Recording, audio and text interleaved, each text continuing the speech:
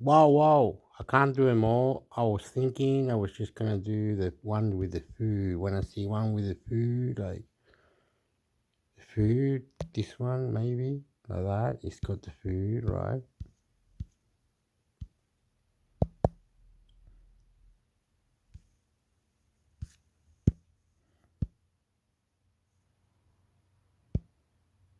Tavuk guvuk Turkish chicken and vegetable stew in earthenware pot Özlem's Turkish table. Turkish chicken and vegetable stew in earthenware pot Tavuk guvuk. My parents are visiting from Istanbul and they brought me a wonderful guvuk pot, the traditional earthenware pot that is used for cooking chicken, meat or vegetable-based dishes. This is slow cooking at its best. The flavors of the seasonal produce and choice of meat mingle and simmer over 2 hours and the earthenware guvuk pot brings out its distinctive flavor. At the end of the cooking you get a delicious, melt in minus the mouth, tender stew of vegetables and meat, so worth the wait. My treasured guvuk pot, earthenware pot, came all the way from Istanbul. A little history for guvuk, excerpted from the Oxford Companion to Food by Alan Davidson. Kindly shared by me traveling joys. Gijevich is the Bulgarian name for a kind of earthenware casserole, or the dish cooked in it. The name comes from the Turkish word guvuk, which has the same meaning. The casserole is fairly shallow with a large surface area, allowing for maximum evaporation. It comes round or oval. These vessels are found all over the Balkans, are used for cooking almost anything of a savory nature, including fish as well as meat, poultry, and game dishes. In rural Anatolia, the guvuk pots can be sealed and buried in the ashes of the fire to cook slowly, overnight.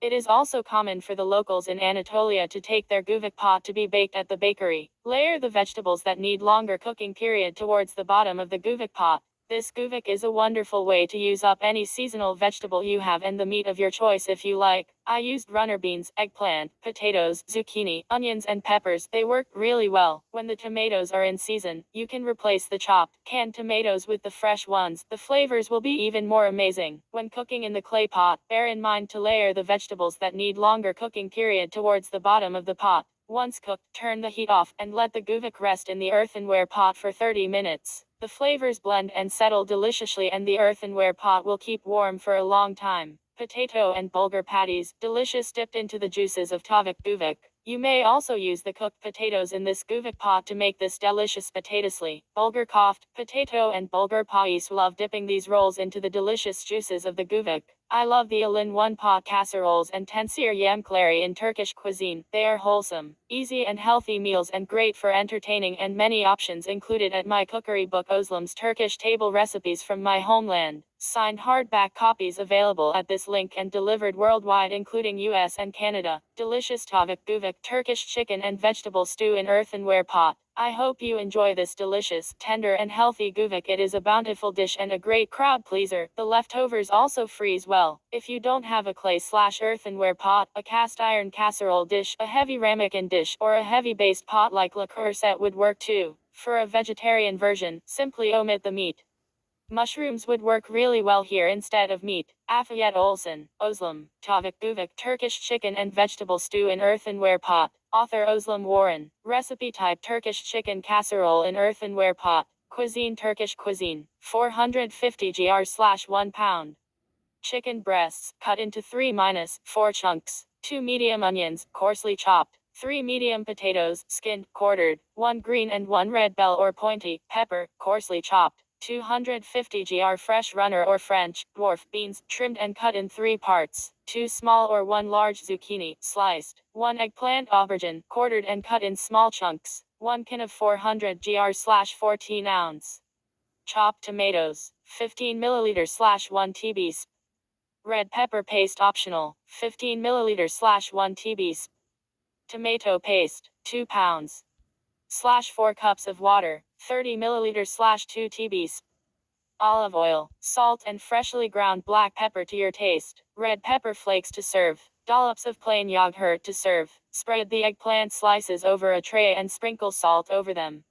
After 15 minutes, dry the eggplants with paper towel to get rid of its bitter juices. Heat the olive oil in the pot and stir in chicken pieces and onion.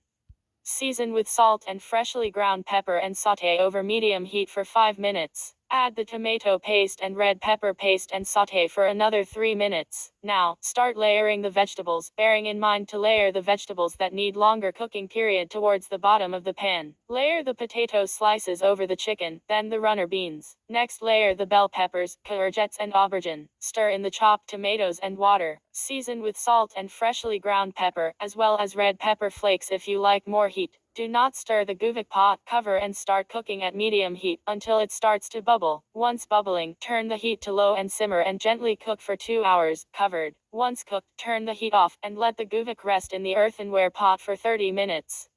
The flavors blend and settle deliciously. Check the seasoning and add more salt and ground black pepper if needed. You can serve tavuk guvik with these flavorful potato and bulgur patties and a dollop of plain yogurt aside. March 2, 1310. About Özlem Warren. Merhaba, this is Özlem. I am a native of Turkey and passionate about my homeland and the healthy, delicious Turkish cuisine. I hope you enjoy my recipes here, and I look forward to hearing from you. Afiyet olsun. Subscribe to our email newsletter to receive updates. Gluten-free guvik guvik healthy Turkish casseroles. Özlem's Turkish table cookery book. Sebzeli tavuk guvik Turkish casserole in clay pot. Turkish stews in earthward pot.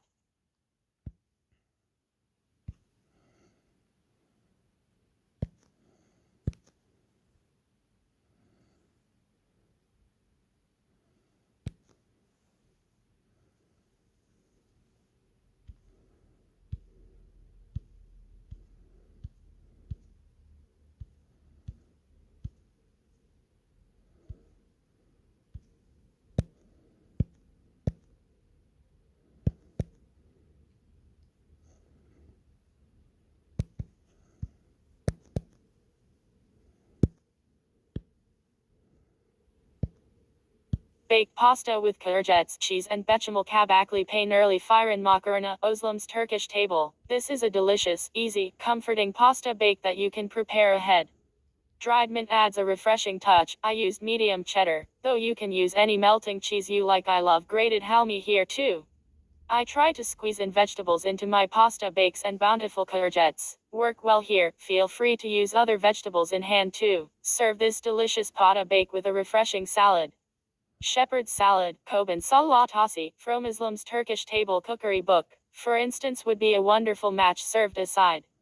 Please kindly note that this pasta bake is not included in my cookery book. Afiyet olsun. Baked pasta with courgettes, cheese and bechamel kabakli peynirli firin makarna. Author Özlem Warren. Recipe type vegetarian pasta bake. Cuisine Turkish/Mediterranean. 2 medium courgettes, grated. 3 garlic cloves, finely chopped. 2 teaspoons olive oil, 1 tsp dried mint, sea salt and freshly ground black pepper to taste, 450 grams pen or pasta or your choice, 110 grams grated mild cheddar to sprinkle on top. For the white sauce, 480 milliliter warm milk. I prefer whole milk. 110 grams grated medium cheddar, 45 grams unsalted butter, 3 teaspoons plain flour. Place grated courgettes in a bowl, sprinkle salt over top and leave to drain for 10 minutes. Then squeeze out the excess moisture, leave aside. Pour olive oil in a wide pan, stir in the courgettes and garlic, sauté over medium to high heat for 5 to 6 minutes. Season with salt and pepper and add dried mint, combine well and set aside to cool. Cook the pasta al dente as suggested on its package, drain, and place on a large mixing bowl. Drizzle a little olive oil and combine, so it won't stick. Set aside. Preheat fan oven to 180 C/350 F. Make the white sauce by melting the butter in a medium-sized pan, on a low to medium heat. Add the flour and beat well. Slowly add the warm milk, whisking continuously to get a smooth consistency, and cook for about 3 to 4 minutes, until the sauce is thickened. Stir in the sautéed courgettes and cheese and combine well. Turn the heat off. Combine the sauce with the cooked pasta in the large bowl, mix well.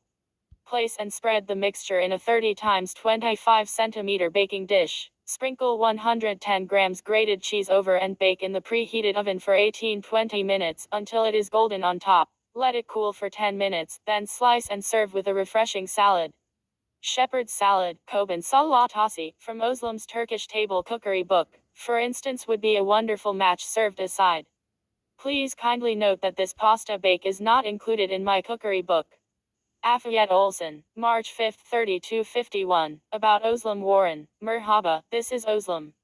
I am a native of Turkey and passionate about my homeland and the healthy, delicious Turkish cuisine. I hope you enjoy my recipes here, and I look forward to hearing from you afiyet olsun.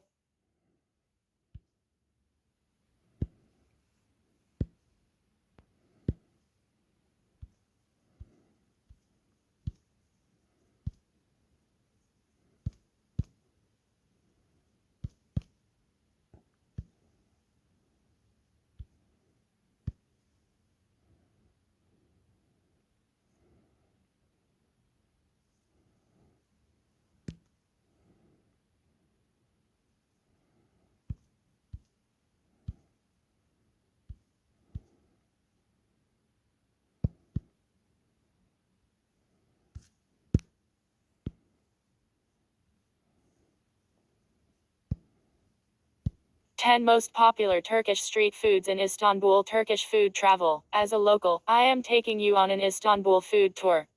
A perfect guide for the most popular Turkish street foods you can taste in Istanbul. The rich Turkish cuisine offers so many dishes to visitors that it is hard to choose. Besides thousands of restaurants in Istanbul, there are a lot of street vendors in every neighborhood selling all kinds of quick street foods from doner sandwiches to simit, or a fish sandwich by the Bosphorus, or gazalim. As a local living in Istanbul, I wanted to write a guide about the most popular Turkish street foods. Even if you visit Turkey for a short time, these are the well-known foods to try. You can also make a food walk to regional local dishes with me. Feel free to contact if you are interested. I keep the sweet part to another article because I have a lot to share too. Slightly smiling face since I am a chef and share my recipes. I will also include the recipe links of the foods listed if I already have them, so you can make them at home as well. What are the most popular Turkish street foods? Here are the easy links and the summary list to scroll around the article. Lahmacun, Koft Turkish meatballs, simit sesame ring bread, doner/iskender kebab, tavuk pilav chicken and rice, balık ekmek fish sandwich, kumpir baked potato with filling, chig koft raw bulgur koft balls, gazalim flatbread with filling, kakoruk. 1. Lahmacun, often nicknamed by tourists Turkish pizza, the name comes from an originally Arabic name.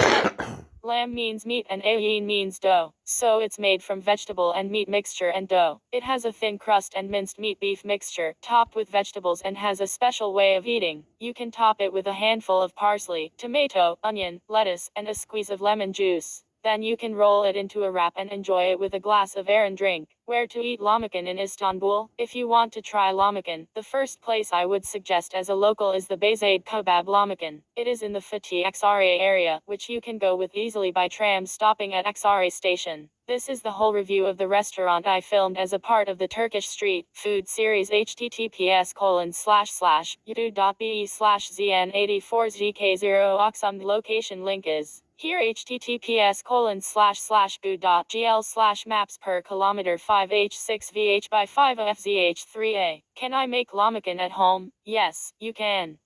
It is easier than you think to make lahmacun in the comfort of your home. Check this article to learn how to make step-by-step lahmacun. https://www.turkishfoodtravel.com/2020/12/14/ how to make lahmacun/ Some other suggestions for the best lahmacun by locals: Forno Baladan Balat area, Beyzade Kebap Lahmacun Xra area, Berm Lahmacun Pidiano Scooter area, and Gaziantepli Mehmet Ustane Fatih area. Go back to the list. 2. Kofta. Koft Turkish meatballs. Kofta or koft are walnut-sized fried meatballs. The first that comes to mind in the Turkish koft type is Turkish meatballs. It consists of koft dough mixture, ground meat, onion, some bread crumbles, parsley and spices. Also, we make Turkish koft in the oven with some vegetables and potatoes too. Another koft type is Turkish lady thighs kadın budu koft. It has cooked rice, sautéed minced meat, and raw minced meat in the mixture. After the spices, it is shaped and coated with egg and deep fried. In eastern Turkey, most popular variety is called ikli koft, full of flavor due to large amounts of butter in the filling. Also, another type of koft is İzmir koft. It is consisting of koft meatballs, peppers, and potatoes in a simple tomato sauce. Where to eat Turkish koft in Istanbul? One of the best Turkish koft in Sultanahmet area is Sultanahmet Koftesi. It is actually maybe one of the few places you can have real local taste in the very touristic area near Hagia Sophia. but make sure to get to the oldest one. There are two close to each other, with the same name. The one on the photo is the oldest one, slightly smiling face. Another place would be in Eminönü near Spice Bazaar, Tarihioskan Koftesi. If you go to Trabzon city, which is in the Black Sea region, you should also taste Akbaba Koftesi. On my Trabzon trip vlog, I tasted two different Koft restaurants and both were delicious. You can watch my detailed vlog about Koft and Doner, the places I tried from this vlog. Can I make Turkish Koft at home? Yes, you can make Turkish Koft at home with my easy follow recipes. This is the traditional Koft meatball and this Turkish kofta and potato in the oven. Go back to the list. 3. Simit sesame seed covered ring bread. Simit is a well-known fact that even the most elite street food in Turkey is probably the most popular Turkish street food of all. It has a ring shape of bread coated with sesame seeds that are commonly accompanied by either tea or ayran, and you can eat it for breakfast or in savory combinations with cheese and fresh vegetables. Also, simit is the easiest find street food in Turkey. You can come across a lot of streets or in corner heads. If you want to try simit from scratch, you can check this video. Or if you want to try an easy way to cook simit, you can check this video. Go back to the list of top 4. Doner and Iskender kebab. Doner kebab is also another common and most popular street food in Turkey. It has two types, chicken and meat doner that is slowly roasted on a rotating, vertical skewer. It is served like a sandwich with Turkish white bread, salad, or vegetables including tomato, lettuce, green peppers, pickled cucumbers, and various types of sauces. Also, another type of doner kebab is Iskender kebab. It has thinly sliced doner on top of lightly grilled pied bread, and generously soaked with tomato puree, served with yogurt and grilled tomatoes and peppers on the side. Usually, I eat doners when I go to the Beyazıt area in this small vendor-like place, called Hachi Osmane and Yeri. It is my father's recommendation and has always been line. The owner says their doner is usually finished at about 4 p.m. and they don't serve after that. If you want to try Iskender kebab where it was invented, you can eat the best Iskender kebab in Bopsi Iskender in Bursa city. On the other hand, in Istanbul, Bursa kebapçıcı around the Beyoğlu area and Bopsi Iskender in the Kadıköy area are famous and recommended. I'll share my review and recommendations in more detail when I try. If you want to try dinner at home, you can do it easily with my video recipe. Also, you can try chicken doner too, and if you want to try Iskender kebab you can do it with my easy followable steps. Go back to the list. 5. Chicken and rice. Another Turkish street food that will comfort you like you are eating at home. You can probably see them on every corner, usually near the commercial areas and shops, either in push carts or small eateries, because it is the dish enjoyed mostly by workers during the day or by locals for quick healthy lunch. It has basically 3 ingredients: chicken, rice, and chickpeas. You can sprinkle some black pepper on top and drink ayran with it, and enjoy your simple but delicious street food. I ate chicken and rice in the Bayrampaşa area when I was filming for my street food episodes. But you can eat everywhere in Istanbul. If you want to also try chicken and rice at home, you can do it with my recipe for chicken and rice, or another version. You can make a chicken and rice in 2 ways. Go back to the list. 6. Balık ekmek fish sandwich. Balık ekmek is better known as the fish sandwiches that are impossible to ignore anytime you are near the Eminönü, Galata Bridge area or Golden Horn. Generally, fish sandwiches are made from broiled mackerel fillets with green salad and onion, and seasoned with salt and red pepper flakes. You can drink a good company pickle juice or other drinks. On one of my trips to Karaköy, I also stumbled upon this fish dürüm. They season the fish with mixed spices and wrap it with lavish bread. Go back to the list. 7. Kumpir, or jacket potatoes, can be found just about anywhere in Turkey, and are undoubtedly one of the country's most popular street foods. It has a baked potato base with cheese and a variety of ingredients, according to the customer's palatal delights such as black green olives, mushrooms, sausage, pickles, and corn. Go back to the list. 8. Çiğ köfte raw meatballs. Çiğ köfte or Turkish-style raw meatless bulgur ball is a popular street food on Turkey. The name çiğ köfte means raw meatballs. In the traditional recipe, it has meat along with cracked bulgur wheat. Meat is cooked with many spices added, and kneaded by hand for a long time. Today on the streets, it is commonly made without meat, and so it is vegan. A hearty appetizer. The dish can be ordered in a wrap from many street vendors, and is a popular side dish in kebab shops too. Also, if you want to try raw meatballs at home, you can do it with my video. Go back to the list. 9. Gazalim flatbread with fillings. Gazalim is a savory, Turkish stuffed flatbread. The dough is usually unleavened and made only with flour, salt, and water. The dough is rolled thin, then filled with various toppings, sealed, and cooked over a griddle. Fillings for gazalim are numerous and vary by region and personal preference, and include a variety of meats, vegetables, mushrooms, cheeses as well as eggs, seasonal herbs, and spices. If you want to try gazalim in your home, you can do it with my video. Also, you can watch the gazalim video that we baked with anti-sadai in Kastamonu Tas, Kapru. And you can watch the live video show that I bake gazalim with my mom too. Go back to the list. 10. Kakorak. Kakorak is made from baby lamb's sweetbread, small intestine, and large intestine. After all, the ingredients are cleaned and rinsed. It wraps onto a cast iron skewer, and then cooks on the charcoal grill. Once it cooks on a charcoal fire, it is served within a bread or on a plate with various spice seasonings. Kakorak is widely popular in Turkey. Very nice. I love you. Yeah, we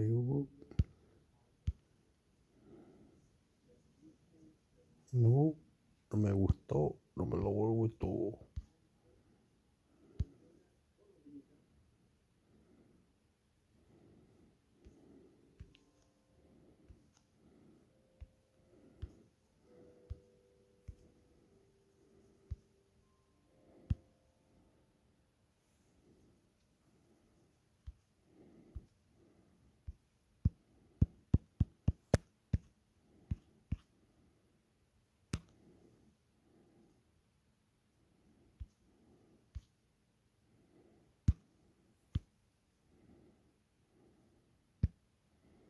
Jenny can cook homemade quick easy recipes and healthy desserts. Welcome, everyone, to my online cookbook.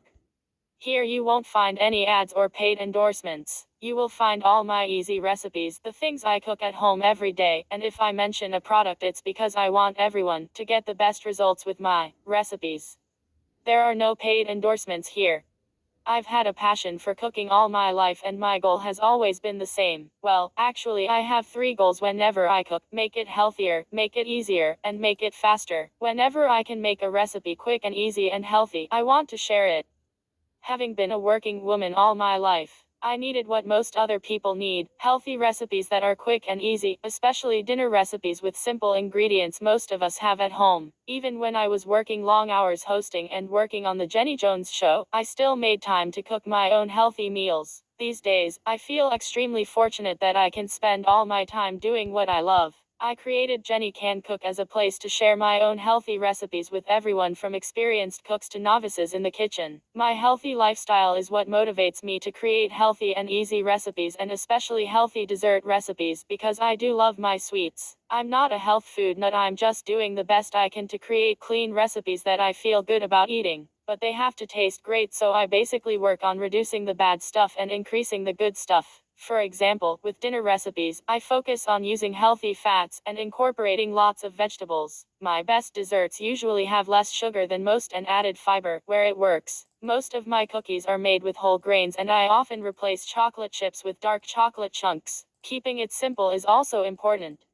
Anytime I can make something easier to cook, I do it. So you'll see lots of easy recipes here where everything goes into one bowl or one pan, like my most popular lemon brownies or easy homemade granola. And I'm always working on creating simple recipes that have just a few ingredients. When I can make a simple, easy recipe, it's usually the one people use the most, like my quick and easy mac and cheese or salmon patties. It's all about clean eating. I especially love to bake, so it's really important to have healthy dessert recipes because I enjoy something sweet after every meal, and it's always homemade. From my hugely popular quick and easy chocolate cake to my homemade cinnamon rolls that everyone seems to love, and both recipes are made with no butter. For anyone wanting to avoid butter, you will find a lot of delicious healthy desserts with no butter, including cakes, pies, and cookies without butter. In fact, I created a separate category just for those sweets made without butter to make those healthy cookies and cakes easy to find. Just look for the baking without butter recipe category. I am also a student of nutrition, and I know how crucial it is to eat vegetables every day. They are the lifelines to good health, and many of my dinner recipes have vegetables built in. like my one-pot chicken veggie pasta loaded with high antioxidant vegetables, and my pork tenderloin with roasted vegetables. These are both super healthy meals with the anti-aging benefits of a variety of vegetables. My own favorite meals have to be Polish food.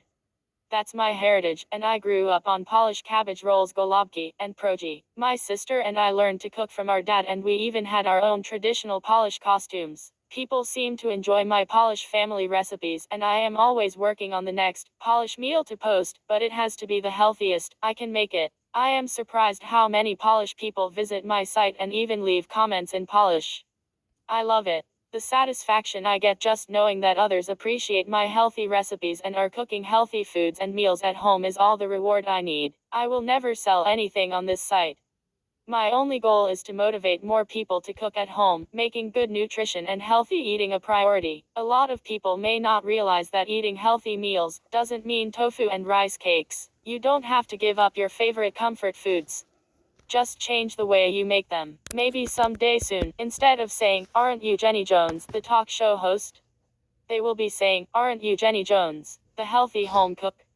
I love your recipes. I strive to make my recipes as simple as possible, and I'm rewarded when even novice cooks write to say they have never baked before and are baking homemade bread for the first time in their lives. Cooking is fun for me, and I always add a bit of humor to my cooking videos. If I can make you smile and then you try one of my recipes, it's a double win for me. Bringing you some fun and some good food, too. Thank you for visiting Jenny Can Cook, and please continue to send your feedback and photos. I never expected my recipes to be so popular, and wish I could answer every question, but I simply can't keep up. Between me YouTube videos and my website, I have around 60,000 visitors a day. Many people seem surprised, saying, "You have the best recipes on the web, recipes that work." That's because I am not a recipe developer, just a home cook sharing what I make at home every day. So thank you all for trusting me. It's the best feeling in the world to know that what I do is making a difference. Jenny Jones.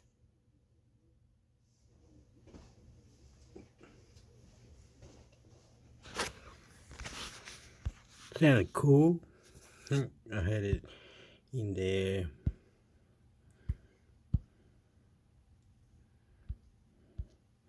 Hopefully I get it right. If I go back and it should be there, the person.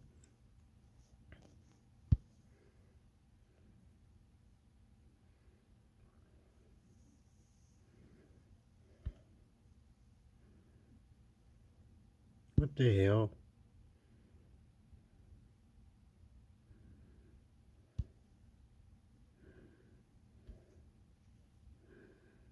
Get it out, get it out, get it out. It's being silly. It's doing silly things.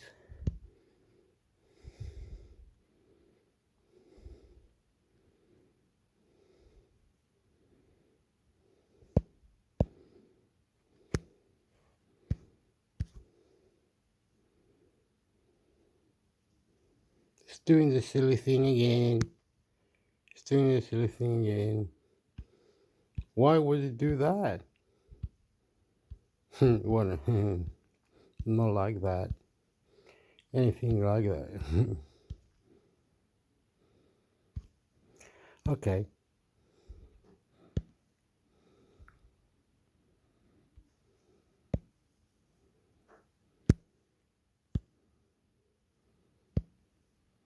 Chilean recipes. Pilar's Chilean food and garden. The way Chileans eats is organized around seasons and local products.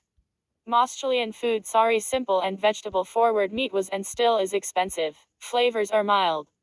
At many houses and restaurants, you will see a bottle of hot sauce, also mild if you compare it to the USA/Mexican taste, to add some spiciness to your plate. What is traditional Chilean food? Most traditional dishes are traced to colonial times, when the Spaniards occupied Chile 1598 to 1810. Native to Chile are corn, potatoes, and squash. The Spaniards introduced beef and sugar. True melting occurred. The dish currently considered the oldest and still made, but with variations, in Chilean homes is charquican, a potato, squash stew. Other traditional dishes are a pastel de choclo, corn and meat pie, empanadas, de pino, beef and onion empanadas, palo arvado, peas and carrots, chicken stew, and costillar de chancho, spicy spare ribs. Chicken and pork are cheaper proteins and are very appreciated by Chileans. Pork is called chancho, and many festivals and emblematic dishes celebrate it. Here you can see examples of seasonal menus for a Chilean lunch or dinner. What time do Chileans eat? Breakfast is quick and small. It can be on the go between 6 a.m. and 9 a.m. You can read more about Chilean breakfast here. Lunch during the work week depends on each person's routine. Lunch on weekends, vacations, and holidays is a communal affair and the most important meal of the day. Usually, it starts around 1 or 2 p.m. and can take several hours. It's common to have algo para pico small appetizer and a cocktail pisco sour wine punches borgona. The main dish, several salads, and sauces like a brand bread are also usually on the table. And dessert, read more about Chilean desserts here. In the afternoon, the Chilean favorite meal is called ins like a big tea service with bread and sweets. Often during the work week I since comida tea and dinner with some leftover food. The timing for once varieties, but around 7 or 8 p.m. is traditional. What drinks are popular in Chile? For breakfast and once, coffee and tea are popular. For lunch and dinner, sodas, fruit juices, and wine. Water is safe to drink in Chile. For special occasions, there are traditional cocktails. Do not expect to be served a big glass of water with ice at restaurants. And if you ask for water, you will most likely get a small glass with room temperature water. If you want ice, you must request it. To explore Chilean food, click on each category or visit our article about 7 must-try dishes in Chile.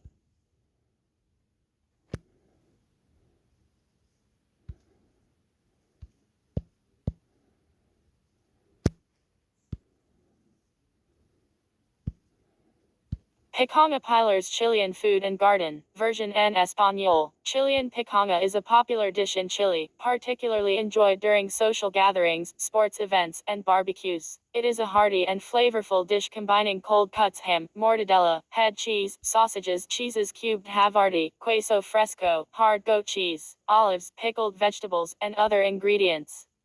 These vegetables add a fresh and colorful element to the plate, balancing the richness of the meats. Picanga is typically served with bread, antper, a Chilean salsa made from tomatoes, onions, cilantro, and chili peppers, is served alongside picanga to enhance the flavors. Picanga is a flexible dish that can be customized according to personal preferences. The exact composition of a picanga can vary from region to region and from one gathering to another. Overall, Chilean picanga is a beloved culinary tradition in Chile, appreciated for its abundance of flavors and the convivial atmosphere it creates when shared with friends and family. Picanga was bought at meat shops or cold cut counters, where the butcher made the picanga using the end caps of cheeses and cold cuts. So it was common to be devoted to one particular store. In Chile, you buy it in supermarkets, at the deli counter. Here you must buy the ingredients separately and mix them the day before serving to allow the flavors to develop. The result is incredibly tasty. You may also want to look at this Chilean recipe. Sope pillas goes perfectly with the picanga print. Clock icon. Cutlery icon. Flag icon. Folder icon. Instagram icon. Pinterest icon. Facebook icon. Print icon. Squares icon. Heart icon. Heart solid icon. Chilean picanga, a beloved appetizer in Chile. Total time 20 minutes. Yield 8. 1/2 pound off smoked pork ham, 1/2 inch thick. 1/2 pound off mortadella or beef bologna thick. 1/2 pound off cheese, sliced thick Munster or Havarti. 1/2 pound off assorted olives. 1/2 pound off assorted veggies, pickled onions, cauliflower, carrots with juice. Optional, roasted tomatoes in oil, fresh carrots, diced cooked potatoes, hard goat cheese in cubes. Fresh bread to serve. Cook mode, prevent your screen from going dark. Notes. This was part of a sponsored collaboration with the NFL and I'm Media in 2015.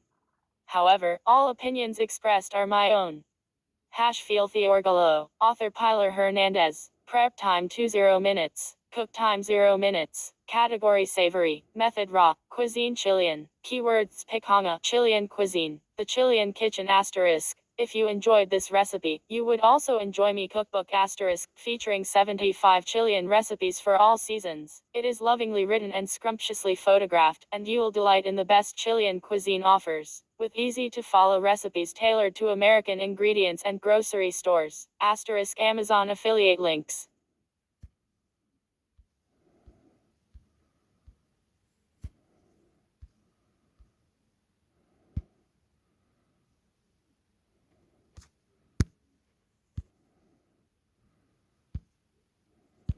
Fan shop Chilean drink Pilers Chilean food and garden, version en español. Fan shop is the perfect drink for this long, hopefully lazy, and restful 4th of July weekend. I used to don't like beer, I've never drunk a whole one, but when it's hot, a fan shop is always welcome, and summer is super hot in Houston. For this recipe, my husband recommends using a good lager. I recommend using cold glasses. A few minutes in the freezer, and they will be ready. A fan shop, in my opinion, is more than adding two products. I love that there are fewer bubbles and how smooth and sweet it is. Perfect for weekend evenings in summer with a barbecue and time to read and relax. Of course, you can use any beer you like, but I wouldn't recommend using craft beer. The flavor will be lost. If you are looking for a brewery to visit in Houston, I recommend City Acre Brewing, on the north side, away from the traffic and with great food and beers. Happy 4th. Other traditional Chilean drinks will only 2 ingredients. Malta con leche stout with condensed milk. Pancha la romana. You may also like Therasup, easy pisco sour print. Clock icon. Cutlery icon. Flag icon. Folder icon. Instagram icon. Pinterest icon. Facebook icon. Print icon. Squares icon. Heart icon. Heart solid icon. Fan shop Chilean drink. Very easy and refreshing. Total time 5 minutes. Yield 1. 1 beer suggested Beck's. 1 Fanta or orange soda. Cook mode prevent your screen from going dark. Instructions. Gently serve cold beer in a glass. Add Fanta. Serve immediately. Author Pilar Hernandez. Prep time 5 minutes. Cook time 0 minutes. Category drinks. Method poured. Cuisine Chilean. Keywords fan shop. The Chilean kitchen *. If you enjoyed this recipe, you would also enjoy me cookbook *, featuring 75 Chilean recipes for all seasons. It is lovingly written and scrumptiously photographed, and you will delight in the best Chilean cuisine offers, with easy-to-follow recipes tailored to American ingredients and grocery stores. * Amazon affiliate links.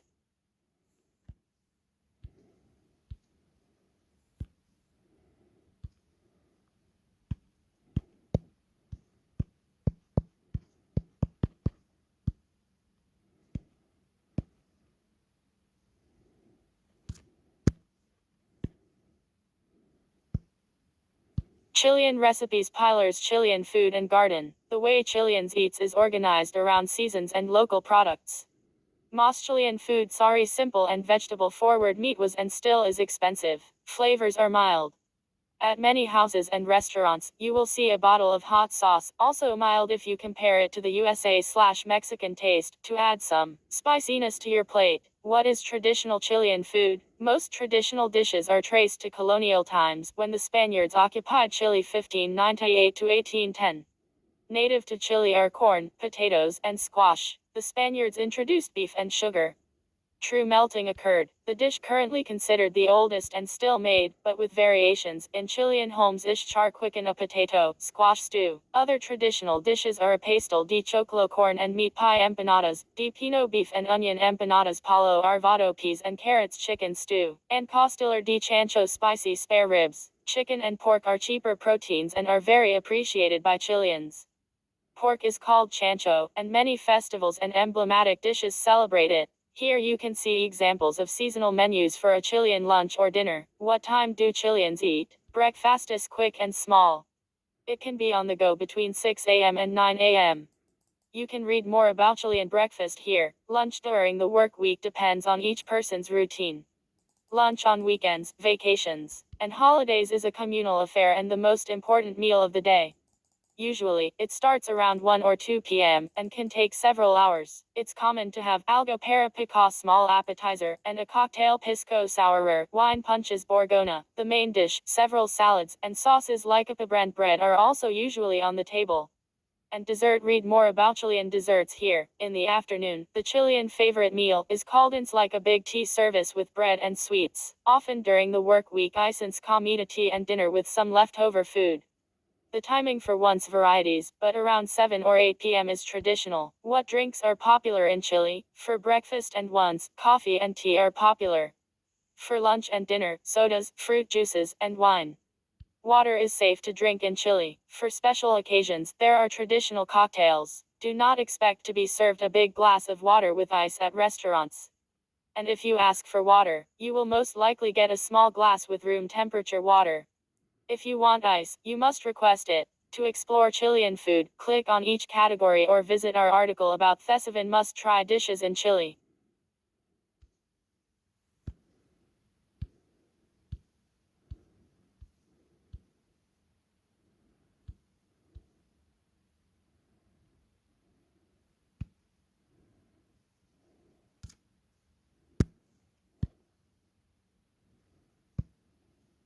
Borgoña Strawberry Red Wine Punch Pilar's Chilean Food and Garden, version en español. A classic summer drink in Chile, Burgundy or Borgoña is any punch with fruit and red wine. The most popular one is with strawberries and peaches and this strawberry red wine punch. The truth is it's impossible not to take advantage of the incredible summer fruits in Chile, juicy and with a sweetness that I have rarely found anywhere else.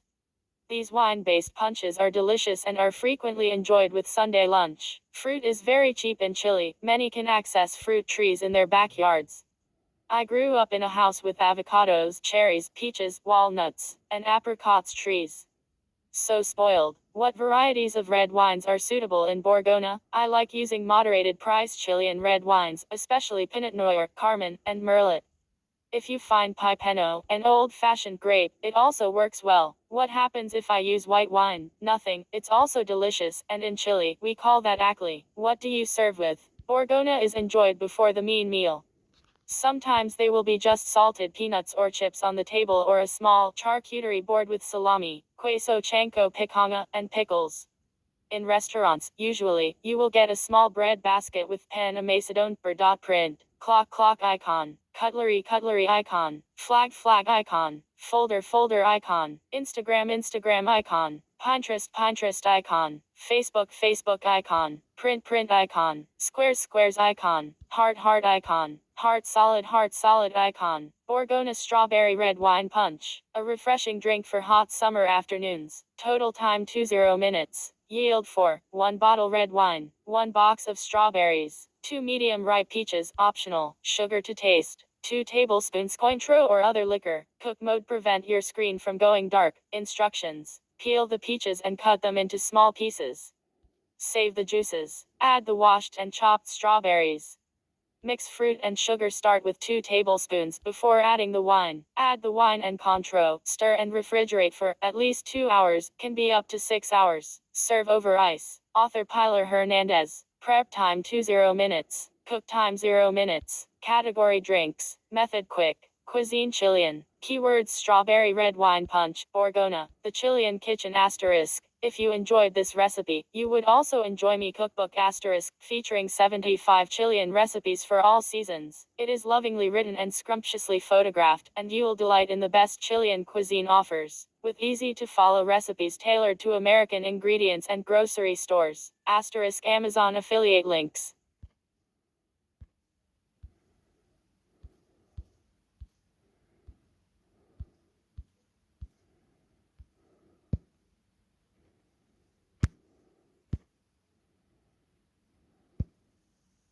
Chilean meat. Pilar's Chilean Food and Garden. Meat has always been expensive in Chile, especially beef.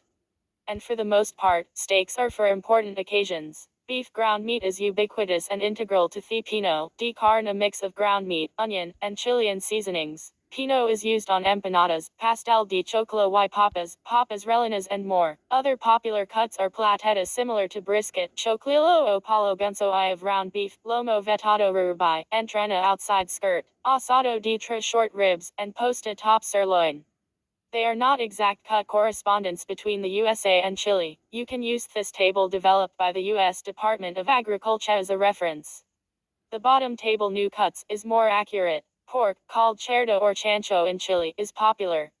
An annual celebration called Chancho Muerto rescues the old tradition of killing a pig and sharing their meat and components between neighbors and friends. Other meats like rabbit and goat are an essential part of regional dishes. Visit Alsicilian Poultry.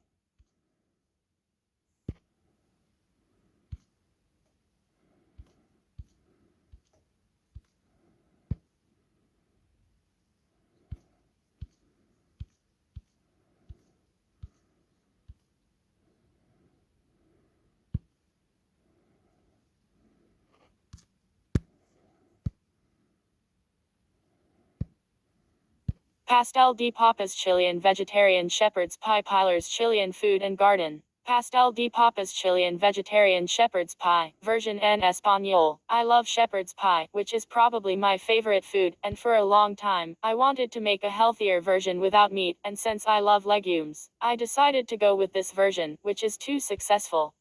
Another possible replacement is to replace the mashed potatoes with a pumpkin or sweet potato mixture. Visit our collection of Chilean recipes here. Print. Clock icon. Cutlery icon. Flag icon. Folder icon. Instagram icon. Pinterest icon. Facebook icon. Print icon. Squares icon. Heart icon. Heart solid icon. Pastel de papas Chilean vegetarian shepherd pie. Total time 1 hour 15 minutes. Yield 4. 1 onion, washed, peeled, and chopped into small cubes. 2 cups cooked lentils. 1 tray of mushrooms. 1 cup minced. 4 potatoes. 1/4 cup milk to begin more if needed. 2 tablespoons soft butter. 1 hard-boiled egg. Salt, pepper, smoked paprika. Cook mode. Prevent your screen from going dark. Instructions. Wash, peel, and chop the potatoes into pieces the same size. Place in a pot, cover with cold water and place over medium-high heat. Add salt. Once it boils, start a timer, and try after 12 minutes. If you can go across easily with a fork, you are ready. If not, keep trying every 3 minutes. Try several to make sure they are all cooked. Turn off the heat. Strain. Return to the pot and add the melted butter, and warm milk can be heated in the microwave. Using a fork or mill, mash the potatoes. Then use a wooden spoon to incorporate and finish mashing. Adjust the seasoning and add more milk until it is smooth. Meanwhile, the potatoes cook in a skillet over high heat with 1 tablespoon of oil and add the onion. Cook for 5 to 8 minutes, stirring occasionally. Add the mushrooms and fry for 5 minutes, stirring occasionally. Add the lentils, stir, and season with salt, pepper, and smoked paprika. Preheat the oven to 400 Farad o 200 C. Assemble the pie, place the lentils and mushrooms down, forming an even layer, and add the boiled egg cut into 4. Top with mashed potatoes and bake for 20 minutes or until the top is lightly browned. Serve hot. Author Pilar Hernandez. Prep time 30 minutes. Cook time 5 minutes. Category vegetables. Method oven. Cuisine Chilean. Keywords vegetarian pastel de papas, vegetarian shepherd pie, the Chilean kitchen asterisk. If you enjoyed this recipe, you would also enjoy me cookbook asterisk, featuring 75 Chilean recipes for all seasons. It is lovingly written and scrumptiously photographed, and you will delight in the best Chilean cuisine offers, with easy to follow recipes tailored to American ingredients and grocery stores. Asterisk Amazon affiliate links.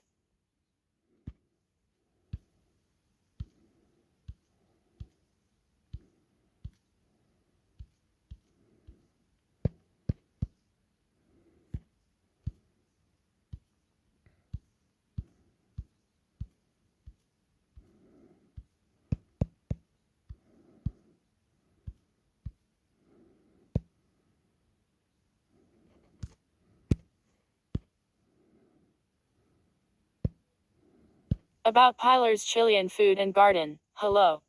I'm Pilar Hernandez, a Latina mom, the Chilean kitchen cookbook author, and urban farmer. I'm currently based in Seattle, WA. I was born and raised in Chile. I went to medical school there, and then moved to Houston, Texas, in 2003 without knowing how to cook, and speaking no English. How did I start? Hello, I'm Pilar Hernandez, a Latina mom, the Chilean kitchen cookbook author, and urban farmer. I'm currently based in Seattle, WA. I was born and raised in Chile. I went to medical school there, and then moved to Houston, Texas, in 2003 without knowing how to cook, and speaking no English. How did I start Chilean food and garden? I still remember the first time I went to the grocery store.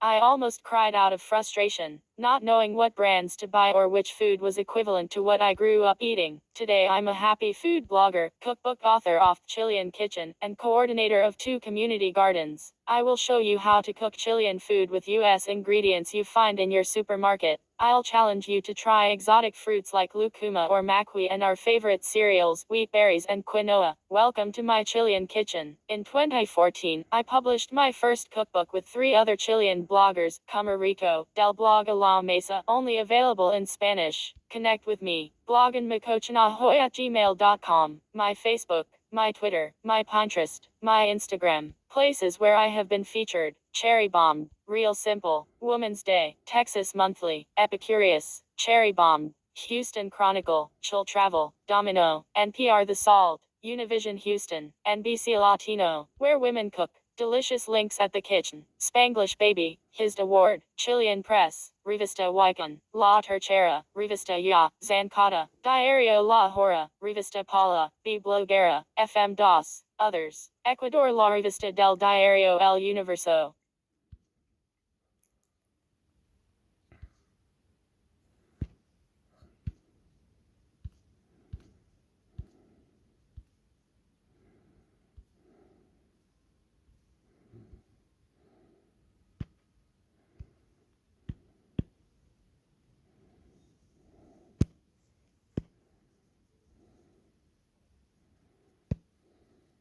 In Chile, marraqueta is the daily bread, the salt, NPR. Marraqueta is often part of every meal in Chile. Many Chileans fondly remember simple childhood breakfasts of marraqueta with mashed avocado on top, a tradition that predates the current avocado toast craze. Eileen Smith for NP Ride caption toggle caption Eileen Smith for NPR. Marraqueta is often part of every meal in Chile. Many Chileans fondly remember simple childhood breakfasts of marraqueta with mashed avocado on top, a tradition that predates the current avocado toast craze. Eileen Smith for NPR. Invoking the expression to be born with a marraqueta under his/her arm in Chile is to speak of a child that has their future assured. It's a little more common than a silver spoon in one's mouth, and far more democratic. As Marraqueta pan batidor pan Francis as it's called outside of the capital city of Santiago, where I live, is a staple food eaten sometimes as many as 3 times a day. The bread likely dates back to the late 19th and early 20th century, when Europeans immigrated to Chile through its then most important port city of Valparaiso. One theory has a duo of brothers called Marraqueta arriving from France and baking this bread, which came to be called marraqueta. Its characteristic 4-roll shape is made by pressing together 2 balls of dough, then nearly splitting them down the middle lengthwise before baking. Both marraqueta and French bread generally contain only water, flour, salt, and yeast, and both are baked in an oven with a pan of water, which creates steam, for a hearty crust. This crust is the most popular part of marraqueta. Some people pull out the fluffy miga crumb before eating it, either to set it aside for later, or to toss it completely, which reduces the bread's weight by some 30%, saving calories and improving the spread to crust ratio. Children in Chile roll themigento balls and figurines. Some of my friends reported having used it to erase pencil marks in their elementary school days. I pull out themige if I'm using marraqueta for a sandwich, so there's more room for the filling. In my own kitchen, I also do the very un-Chilean thing of saving themigado make breadcrumbs, which here are called grated bread pan ralado. So important is marraqueta Chilean national identity that for the past 5 years they Tendu Pan, an organization that represents bakers in Santiago, has held a contest to find the best locally made marraqueta sold the city. The organization's judges look at the bread's volume, color, shine, crunchiness and thickness of the crust. The color and structure of the often tossed or mashed crumb is also under scrutiny. In 2015, the winning bread was made by a local baker in the outlying Comuna neighborhood of La Granja. The remaining top 10 bakeries are sprinkled around the other more traditional areas of the city. The prize, besides the adulation of many a Santiaguino, was a brand new bread delivery van. Marraquetas are so universal that they even figure in the 2012 movie Eno, which tells the story of the 1988 plebiscite in which Chile voted out the dictator, Augusto Pinochet, who came to power through a military coup in 1973. In the movie, an ad executive berates an assistant for putting a baguette in a picnic basket for a commercial, saying, "I don't care if it looks good. Nobody eats baguettes in this country. It's missing identity. Get me some pan amasado, a rustic bread, some marraqueta." And marraqueta is the most popular bread in Chile, a country where bread consumption is more than 200 pounds per person, per year, placing Chile among the top bread consumers in the world. When there's fresh bread, some local stores will put out sign that says, "Hey pan," which is the Chilean equivalent of the light being on a Krispy Kreme. At times when bread delivery or baking has been disrupted, there is no substitute. On one such day at my then local bakery, people stood at the bread bins, saying to each other, "No hey pan." There was sliced bread just above the bins, in shiny cellophane packages. But most people walked away empty-handed.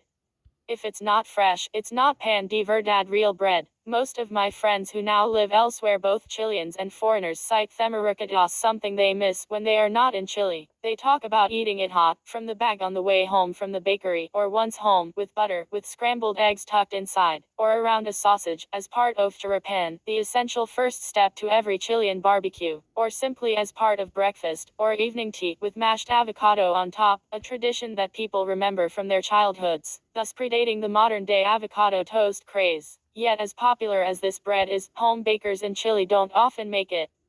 For one thing, it requires an overnight rise, and to get the texture right for the crust and crumb, you need the right kind of oven, and the aforementioned steam. The only people I've come across who make maractas at home are Chilean expats living in the United States, like Pilar Hernandez, whose popular blog En Mi Cochina Hoy features many Chilean recipes, including one for maractas. She says her husband makes them just a few times a year, but that they don't let their daughters aged 6 and 11 play with themigab cows. It is too precious. In Texas, the kids eat themarictas, migandal. And why bother baking these delicacies at home when in most places in Chile about 60 cents will get you tuamarictas comprised of 4 rolls, weighing nearly half a pound? Buaying maractasis, quite simply pan comido, an expression that is translated to mean a piece of cake, but which means literally, bread that is eaten. So very simple. Eileen Smith is originally from Brooklyn, and has been living in Santiago, Chile since 2004. She writes for guidebooks, magazines and websites, mainly about food, linguistics, culture and travel. She blogs about her expat experience in Chile at www.bershapedsphere.com.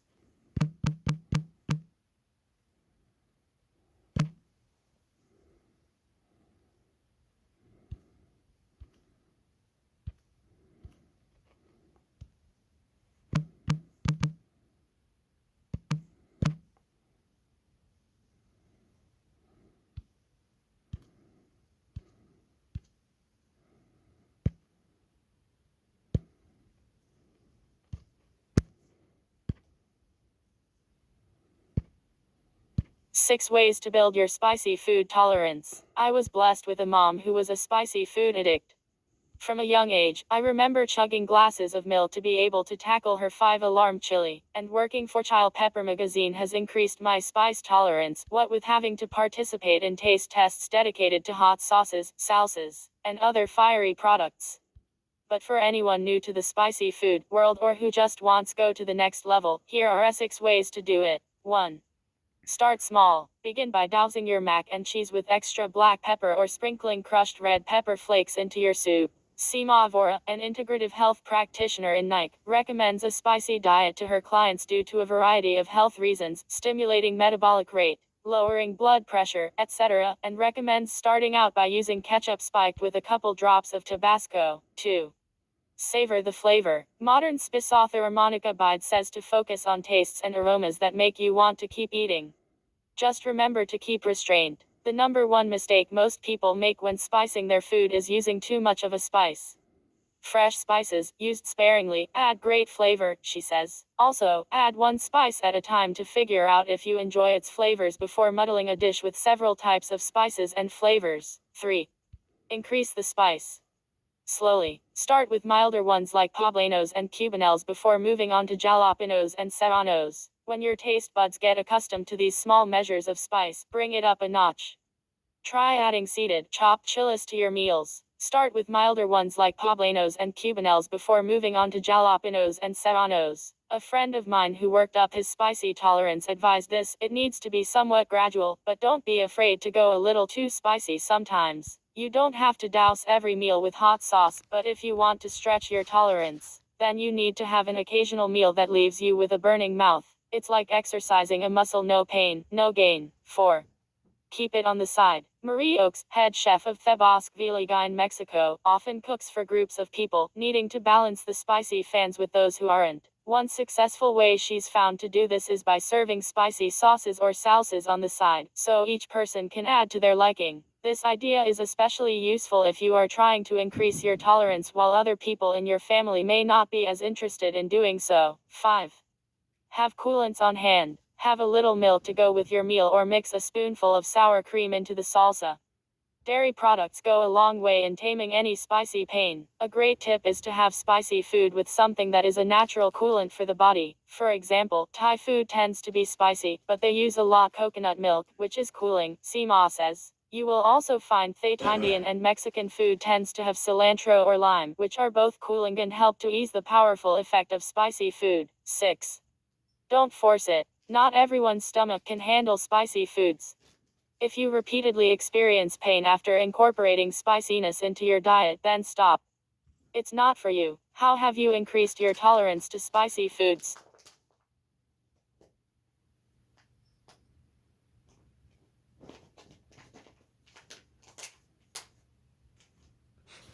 I like to say about spicy food. While I'm going through this, you can eat spicy food, a lot of whatever, but not too much, not all the time, no, here and there, wherever, but not too much.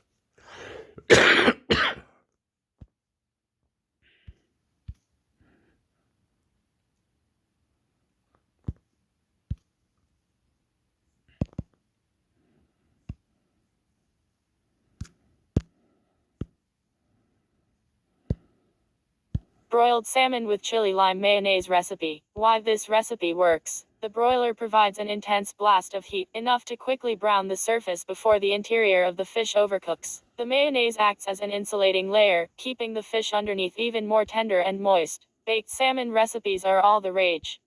At least, that's what the internet tells me. According to Google Trends, searches for baked salmon drastically outrank ones for broiled recipes, and always have. This is what keeps food writers, like me, employed. Someone has to get the word out that broiling your salmon is usually a much better approach. The reason is simple: the intensity of the broiler's heat.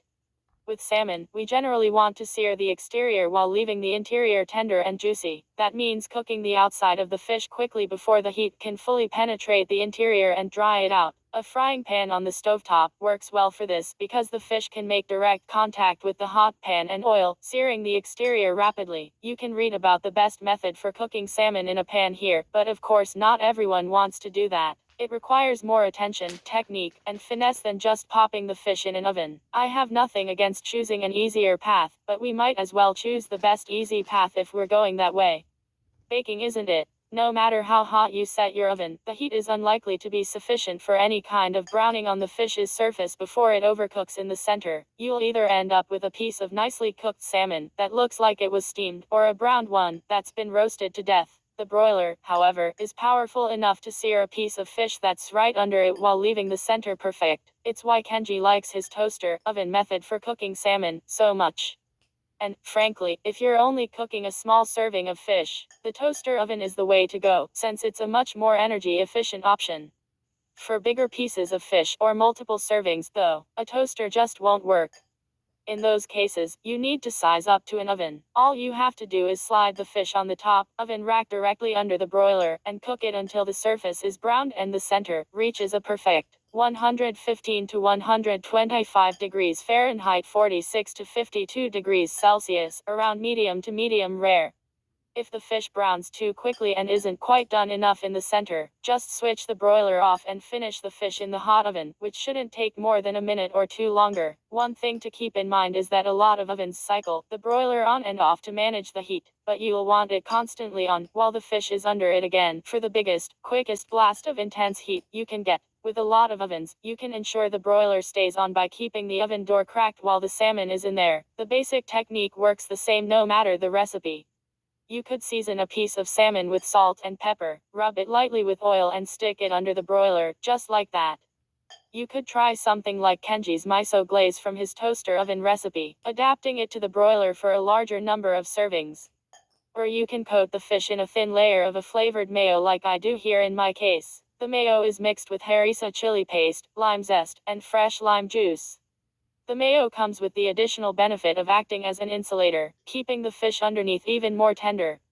Plus, it's incredibly easy to whip up with plenty of flavor. As for the fish, you can do it skin, on or off, already portioned into individual servings, or cooked as one big slab. The latter can be fun to put out on a large platter, which is great for parties, but keep in mind that it won't cut cleanly once it's cooked. Here's one final tip for even cooking that I learned back in my restaurant days. It's pretty common for pieces of fish to vary in thickness, as the center of the fillet tapers towards the thinner belly flaps and tail. This can make it challenging to cook the fish evenly, since the thinner parts will cook through faster than the thick ones. If you take a sharp knife, you can score the fish about midway through the thinner part, being careful to cut mostly but not all the way through. Then fold the thinner part under itself to create a thickness that matches the thickest part. The result is an evenly thick piece that will cook through more uniformly.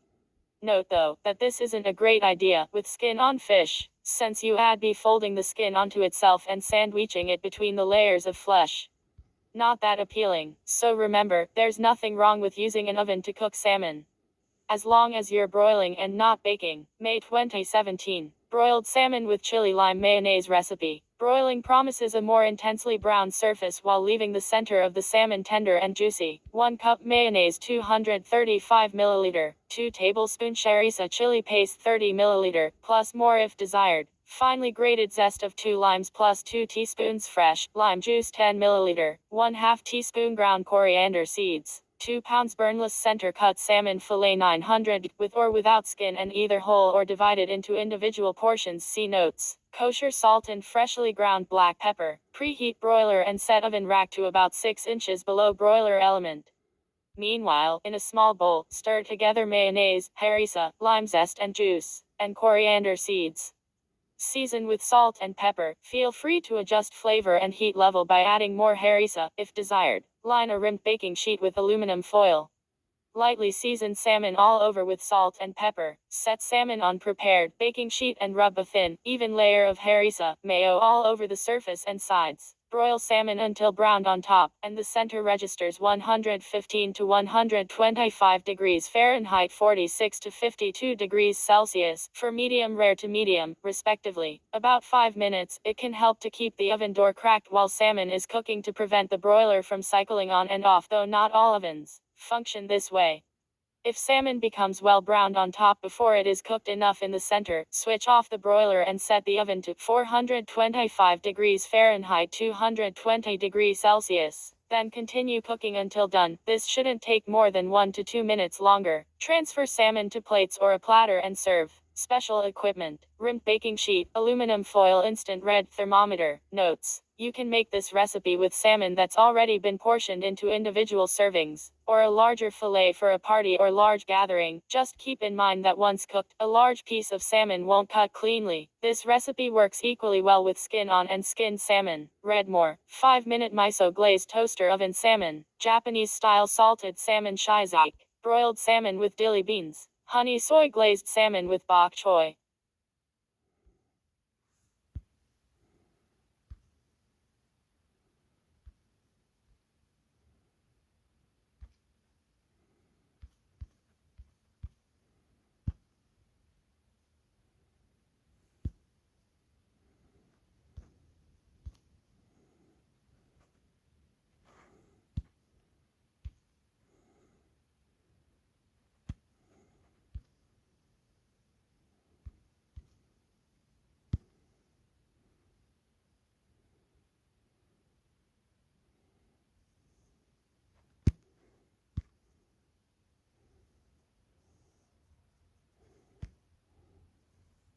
30 best Mardi Gras foods. Easy recipes for Mardi Gras. Advertisement. Continue reading below. 1. Shrimp po' boy. Caitlin Bensel. Crispy shrimp, homemade po' boy sauce, and French bread are the basis of this traditional Louisiana sandwich, but you can also add lettuce, tomatoes, and sliced dill pickles to dress it up. Get the shrimp po' boy recipe. Shop skillets. Advertisement. Continue reading below. 2. Grits casserole. Will Dickey. If you're planning to start the party early in the day, consider filling up on this cheesy grits casserole.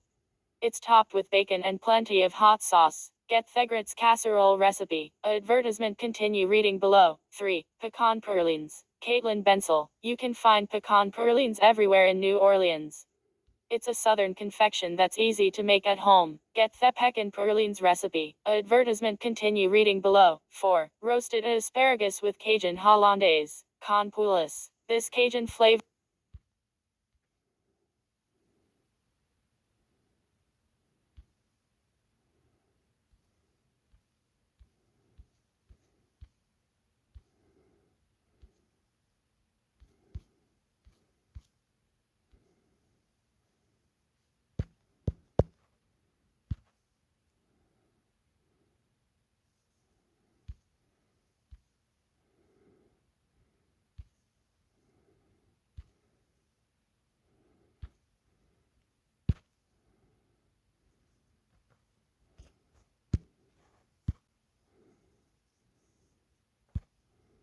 20 best chili recipes that are so easy to make. Advertisement. Continue reading below. 1. Beef and bean chili. Ryan Lieb. To make this chili extra hearty, reuses ground beef, masa harina, and a combination of kidney and pinto beans. Of course, cheese and bacon on top don't hurt either. Get Ree's beef and bean chili recipe. Shop Dutch ovens. Advertisement. Continue reading below. 2. White chicken chili. Will Dickey. This chili is like a mashup between chicken pot pie and game day chili.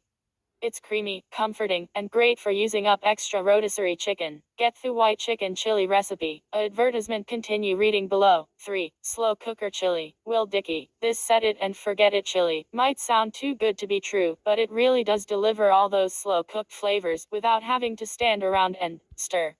It'll make dinner time easy. Get the slow cooker chili recipe. Advertisement. Continue reading below. 4. Pumpkin chili. Will Dickey. Calling all pumpkin lovers. This fall-inspired chili is made with real pumpkin puree, so it has a slightly sweet and earthy flavor that pairs so well with roasted pumpkin seeds for garnish. Get the pumpkin chili recipe. Advertisement. Continue reading below. 5. Instant pot chili. Will Dickey. Making chili in an instant pot is a great way to shorten the cook time.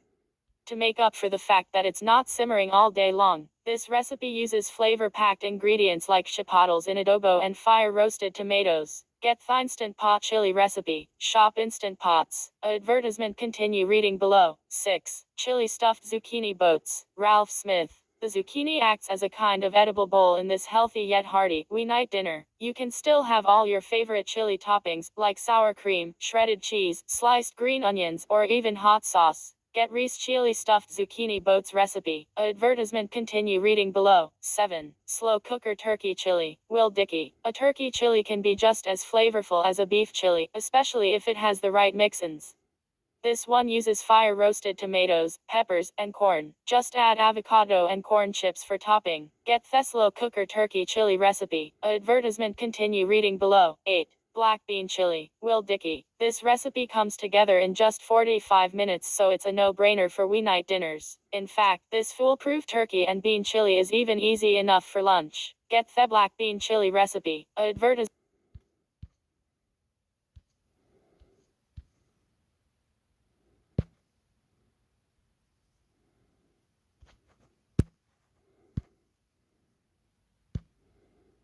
Beef and bean chili recipe. How to make hearty beef chili. Give canned beans a rinse under cold water. They can be slimy right out of the can. Advertisement. Continue reading below. Yields 6-8 servings. Prep time 30 mins. Total time 2 HRS. Ingredients 4 pounds ground beef, 6 garlic cloves minced, 2 8-ounce cans tomato sauce, 1 6-ounce can tomato paste, 1/4 c chili powder plus more to taste, 2 tsp ground cumin, 2 tsp ground oregano, 2 tsp kosher salt plus more to taste, 1/2 tsp cayenne pepper plus more to taste, 4. 15-ounce cans beans, kidney and pinto, drained and rinsed. 1/2 c. Masa harina corn flour or regular corn meal, shredded cheddar, crumbled bacon and sliced jalapenos for topping. Directions. Step 1. In a large heavy pot, brown the ground beef with the garlic until it's totally cooked. Drain off most of the excess fat, leaving a little behind for moisture and flavor. Step 2. Add the tomato sauce, tomato paste, chili powder, cumin, oregano, salt and cayenne. Stir together well, cover the pot and reduce the heat to low. Simmer for 1 hour, stirring occasionally. If the liquid level seems low, add up to 1/2 cups water to keep the chili from burning. Step 3. Stir the beans into the chili. In a small bowl, combine the masa harina with 1/2 cup water and stir with a fork until smooth, then stir into the chili. Let simmer for another 10 minutes to thicken. Taste and adjust the seasonings. Top with cheese, bacon and jalapenos.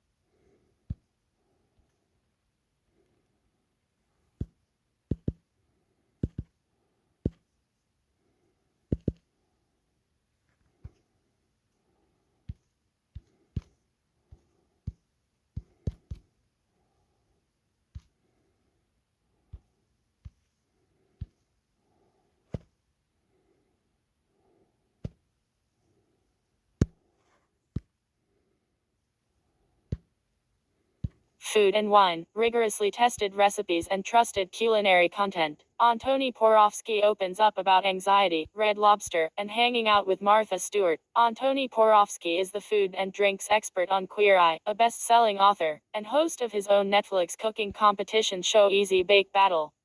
But Antoni Porofsky was once just a starstruck, food-loving kid growing up in Canada, watching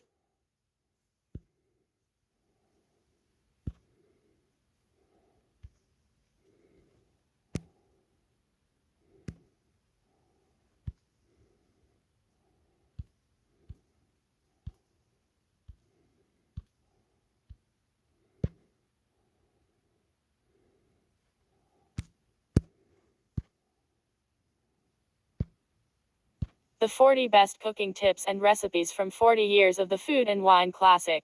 Over the last 40 years of hosting an event with the best chefs in the world giving cooking demonstrations, we've picked up a thing or two. When someone like Giada De Laurentiis has a secret to making your carbonara even better, or Carla Hall shares a trick to keeping the skin of fried chicken extra crispy, you pay attention. We love those moments when Stephanie Izzard tells us her essential cooking gadget. Tyler Florence explains why he adds pepper at the end of cooking a steak, and Shoten Nakajima unpacks why he watches his tempura as it fries. Read on for essential cooking tips shared at the Classic by the best in the business. 1. Update your spices and baking powder. If you still have the same spices that you had when you got married, throw them out. Patricia Wells, cookbook author, restaurant critic, and FNW contributing editor, told a Classic audience. Use fresh herbs whenever you can, and remember that every ingredient is important. Salt is just as important as filet mignon. 2. Cut fibrous vegetables on the bias before cooking. At one cooking demo, Justin Chappell, FNW's resident mad genius cook, explained that you should cut fibrous vegetables, such as celery, on the bias. It exposes more of their fibers and thus helps them cook more evenly and quickly. This will also allow you to serve the vegetables in larger pieces while retaining a tender texture. 3. Use a straw to hull strawberries. Justin Chappell has an easy trick for hulling strawberries that doesn't require a paring knife. Just poke a straw through the bottom of the strawberry and push it up until the leafy top pops out. 4. Add cinnamon to make your carbonara a little extra. I make my carbonara with part bacon, part pancetta. Giada De Laurentiis explained at her cooking demo in 2007. Brown up the pancetta and the bacon, just like you would when you're making any bacon. And then when it's crispy, sprinkle ground cinnamon over the top. The cinnamon adds a little bit of sweetness and a lot of warmth, because as the fat renders out of it, it sort of absorbs the cinnamon into the pancetta and the bacon. This dish is one of those things you will dream about. That's how good it is. 5. Your wrist is the best place for a caviar bump. We would do caviar bumps on the airplane to Aspen, remembers Mark Oldman, a veteran leader of wine seminars at the Classic. A chef taught us this. You do a shot of caviar off the pulse points on your wrist because apparently that warms the caviar and makes it more aromatic. 6. Filling a piping bag.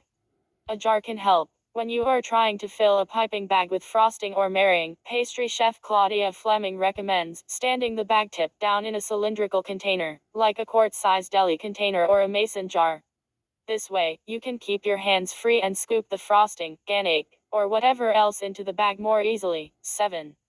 Make homemade chocolate shell with just 2 ingredients. If you love crispy, crunchy chocolate shell on ice cream or other frozen desserts, pastry chef Paola Velez says, making a homemade version is a snap. Just melt 1/2 tablespoons of coconut oil and 1 cup of chopped chocolate or chocolate chips together in the microwave in brief increments, stirring in between until you have a smooth mixture. Let come to room temperature, then dunk away. 8. Crumple paper towels to drain fried foods. Carla Hall was frying chicken, and she crumpled up the paper towels instead of just having a pan with flat paper towels. She said that it's easier for the chicken to rest on them that way, recalls Ken Goodman, a chef turned photographer who has been photographing the FNW Classic in Aspen for 10 years. The arrangement allows air to flow around the chicken as the grease drains, helping that hard-won crispy chicken skin to stay crispy. I had never done that before. I always do it now. It makes a difference, Goodman says. There's always more grease captured when you crumple them up, so the fried chicken sits on top haphazardly. 9. Use your cilantro stems. While demonstrating her famous birria recipe, Chef Claudette Zepeda urged the audience to never, ever throw out their cilantro stems, as they're packed with flavor. To garnish tacos, she chops up the stems and leaves to get the maximum flavor from the herb. 10. Let your rice cook in peace. Top Chef Season 19 winner Budalo says that when you're cooking rice, you want to leave it alone. Lifting the lid to peek very occasionally is okay, but resist the temptation to stir. You don't want to disrupt the starches in the rice while it cooks. 11. Add garlic to the pan last. Chef Tiffany Derry explains that adding garlic to the pan last will help ensure it toasts instead of burns. Guy Fieri agrees. When he sweats vegetables in a pan, he always puts the garlic in last and advises that you do the same. If you want to do it wrong, do the garlic first, he says. To do it right, always onion first. Garlic goes in last, and as soon as it gets nutty caramel, add liquid. 12. There's a smarter way to cut corn. Putting a small bowl inside of a bigger bowl, and then putting the corn on top of that gives you a place to cut the corn. It falls into the bowl without falling all over the counter. Tyler Florence shared at a 2018 demo in Aspen. That's a pretty good idea if you are making fresh corn salsas for the summer. 13.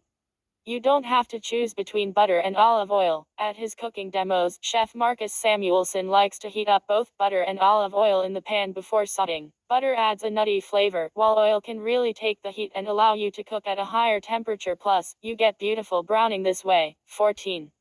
For the best tempura, watch the bubbles. Chef Shota Nakajima offers 2 ways to check if your tempura is ready when you're frying. First, look at the sizzle of the bubbles around the tempura. If they're big, he says that there's still a lot of moisture in the batter, and it needs a few more minutes of frying. He also likes to hold the ingredient with chopsticks and feel the vibrations as it fries. If the vibrations are big, that also signifies there's still a lot of moisture in the batter and the item isn't cooked through. In order to avoid oily tempura, Nakajima says to pull each piece out of the oil slowly at an angle, which reduces the amount of oil that will cling to the ingredient. 15.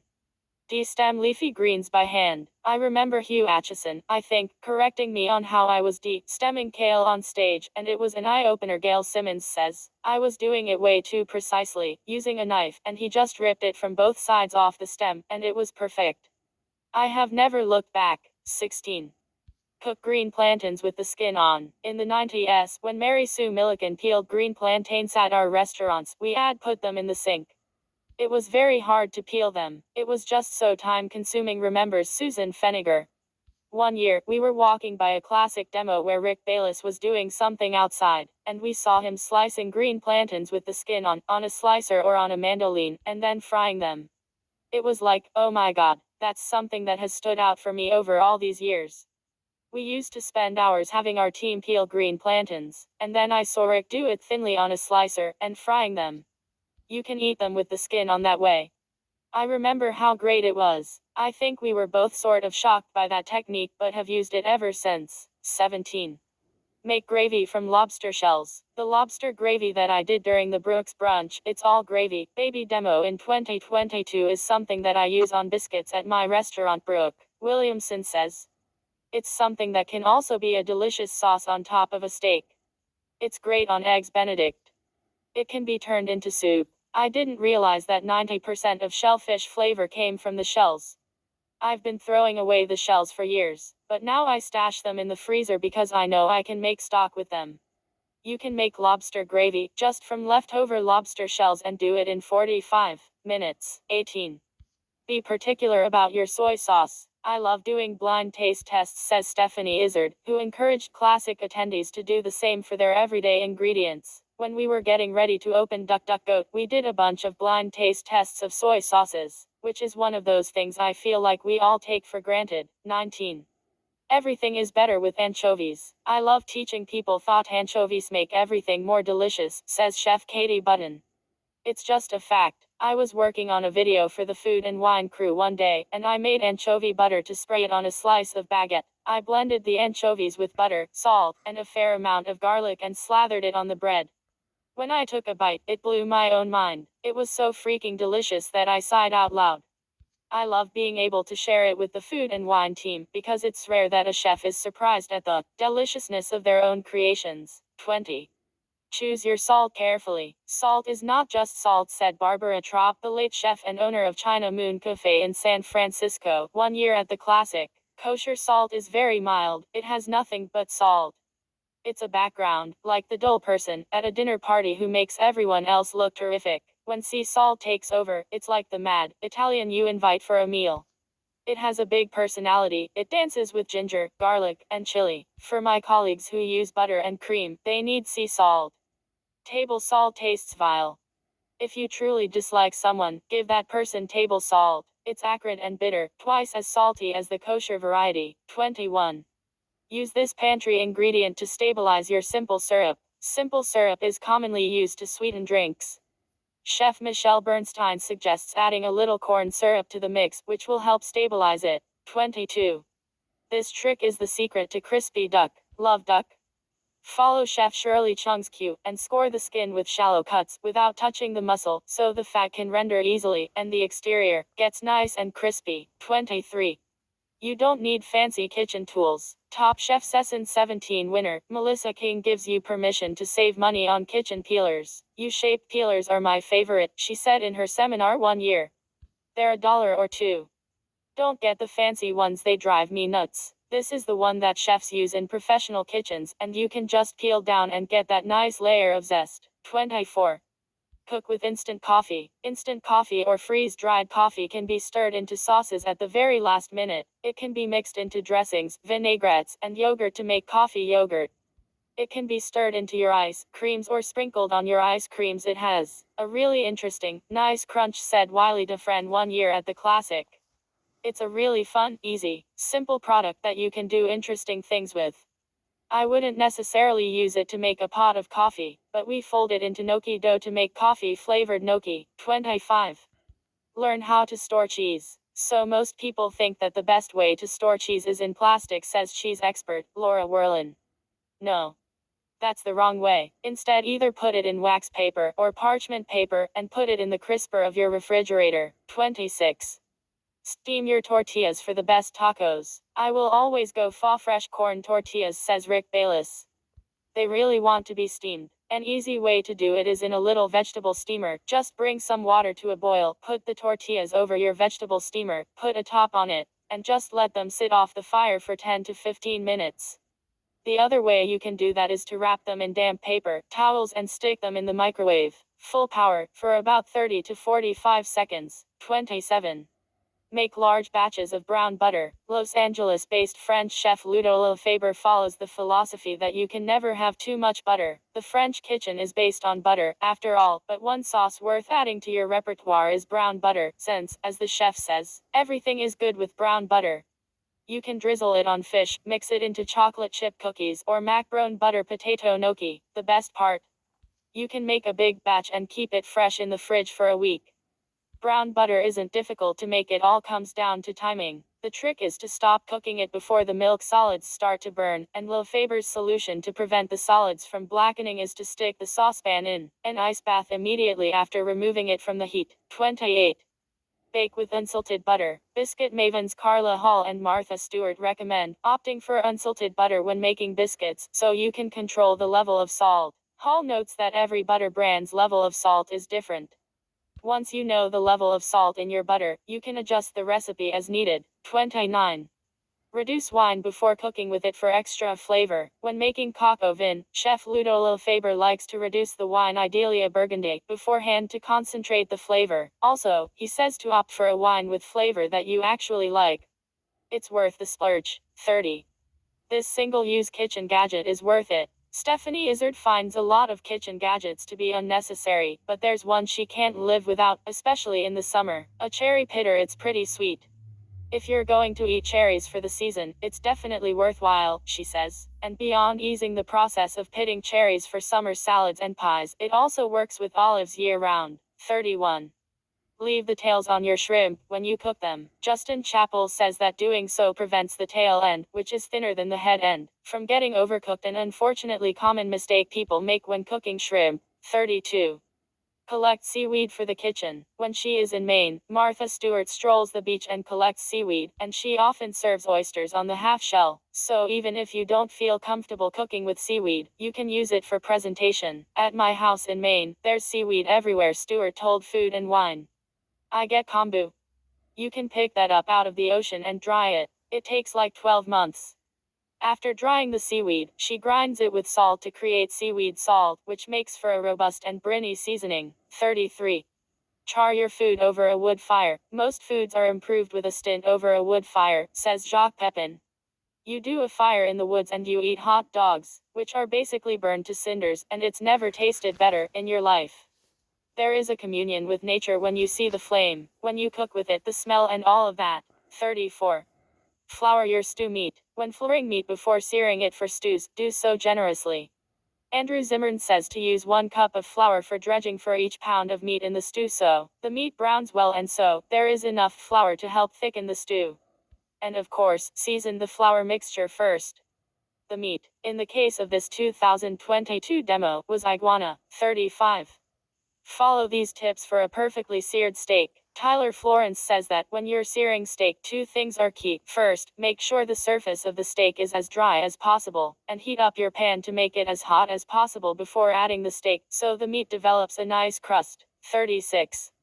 Keep your cucumbers crunchy. Recipe developer and blogger Tiffany Chen, also known as Tiffy Cooks, says that when you're making cucumber salad, you should season the sliced cucumbers with a mixture of sugar and salt first to coax out water. This will help the cucumbers stay crunchy. 37.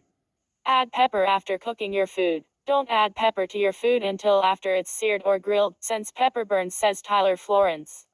Our guests are always surprised by that tip. 38. Invest in one great knife and learn how to sharpen it. At almost every demo, I've shown how to sharpen your knife and talked about the importance of having one great knife instead of like 20 knives that are pointless, says Susan Feniger. Have one great knife and know how to take care of it. With so many people, you go to their house and even if they even have a good knife, it is so dull, you can't cut anything anyways. I like to explain to audiences that that's how people cut themselves, by using a dull knife. And if you cut yourself with a sharp knife, it's a lot easier to stitch up. 39. Boil lobster safely. Hubert Keller, executive chef of the now closed Fleur de Lis in San Francisco, has a trick for cooking lobster without risking getting burned by the boiling water. Hold the lobster so that the tail goes into the pot first, otherwise the tail, which is still moving, will splash you with boiling water, he advises. Do as Martha Stewart does, and boil your lobsters with a cup of vodka, because as she says, if you were going to be boiled alive, wouldn't you like to have a drink first? 40. Cook your food your way. I think that there are too many rules in cooking, says Kristen Kish. You don't need any rules. Do your own thing. I am Korean, but there's a whole backstory of me finally realizing I'm allowed to cook Korean-ish food because I've never felt comfortable doing that before. It's a long time coming for me, and I finally feel comfortable cooking Korean-ish food. At the end of the day, if whoever's eating it is enjoying what they're eating, should it really matter how you got there? Top image by Alan Zapata.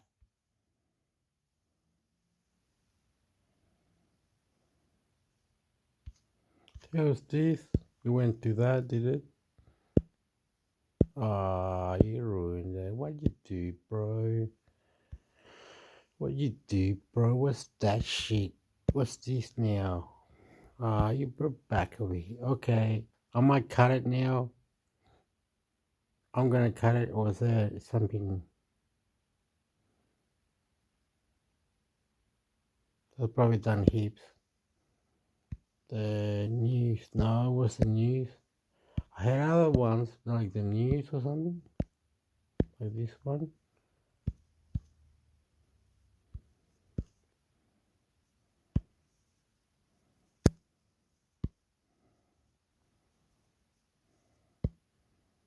Slate Magazine. Politics, business, technology, and the arts. What was the valet's role in the Trump documents case? Again, Sharon Ali. And what does a valet?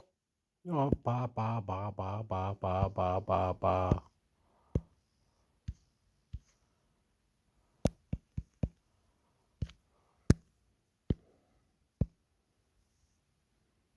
Why cancer drugs are running dangerously low. America's perpetual and preventable cancer drug shortage. Currently, around 14 different chemotherapy drugs are in shortage. These are generic drugs, pretty basic ones, that are absolutely fundamental to chemotherapy treatments for more than a dozen types of cancer, and the current shortage is so dire that it's threatening the care of hundreds of thousands of patients around the country. But while this shortage is unprecedented in scope and the number of patients affected, the problem itself is nothing new. On June 30th episode of What Next, TBD, I spoke with Young, who covers science for The Atlantic, about how things got so bad, and why these kinds of shortages are a feature, not a bug, of the cancer drug market. Our conversation has been edited and condensed for clarity. Lizzie O'Leary, in your story for The Atlantic, you traced some of the shortages to an Indian drug manufacturer named Intis Pharmaceuticals. What happened? Yong Intis Pharmaceuticals manufactures many kinds of generic drugs, including cancer drugs, that are then supplied to the U.S. Last November, the FDA conducted an inspection of Intis plant in India, and it found just farcical conditions. Basic steps that are necessary to ensure that the drugs are of high quality, that they're pure, that they're at the right dose, that they are free of bacteria and other contaminants, they just weren't being taken. Sometimes they didn't exist. Worse still, the plant seemed to be engaged in a cover-up. They had shredded and hidden documents. One quality control officer admitted to dousing some documents in acid.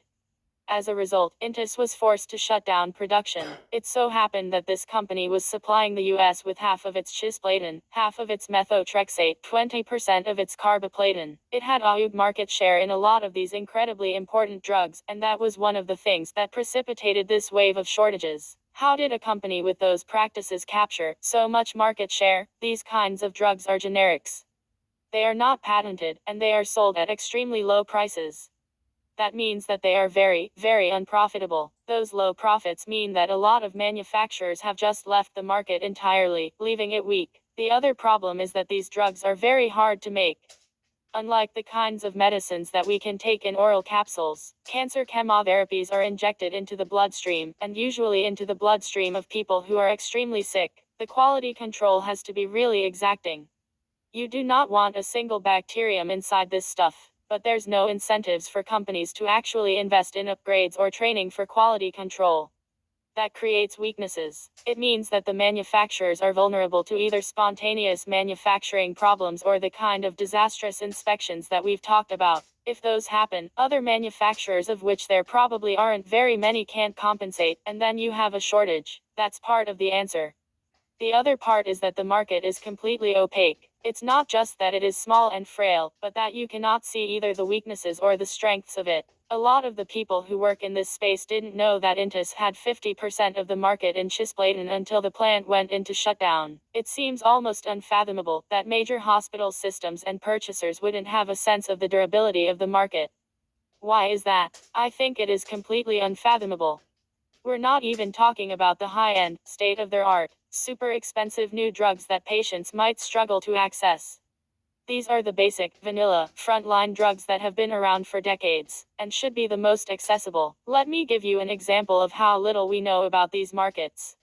There's a drug called fludarabine that is currently in shortage. If you look at FDA approvals, there are 12 companies that are licensed to make it, which seems like a strong market, but actually, only 5 of those companies market the drug. Based on publicly available information, we do not know which of those companies makes how much of that drug. We know a bit more because of a Senate committee inquiry which showed that of those 5, 1 makes the drug itself, 2 others actually get their drug from Europe, and then one of those 2 supplies the final 2 of the 5 companies. There is currently no... You can come there. It's on slide. No, por Maurice. No, amigo, no, amigo. I'll get it for you. I'll just go like this. Stop it. Slide.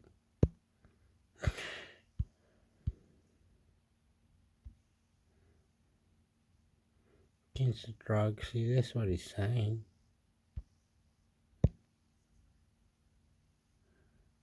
Oh, this is United States, amigo.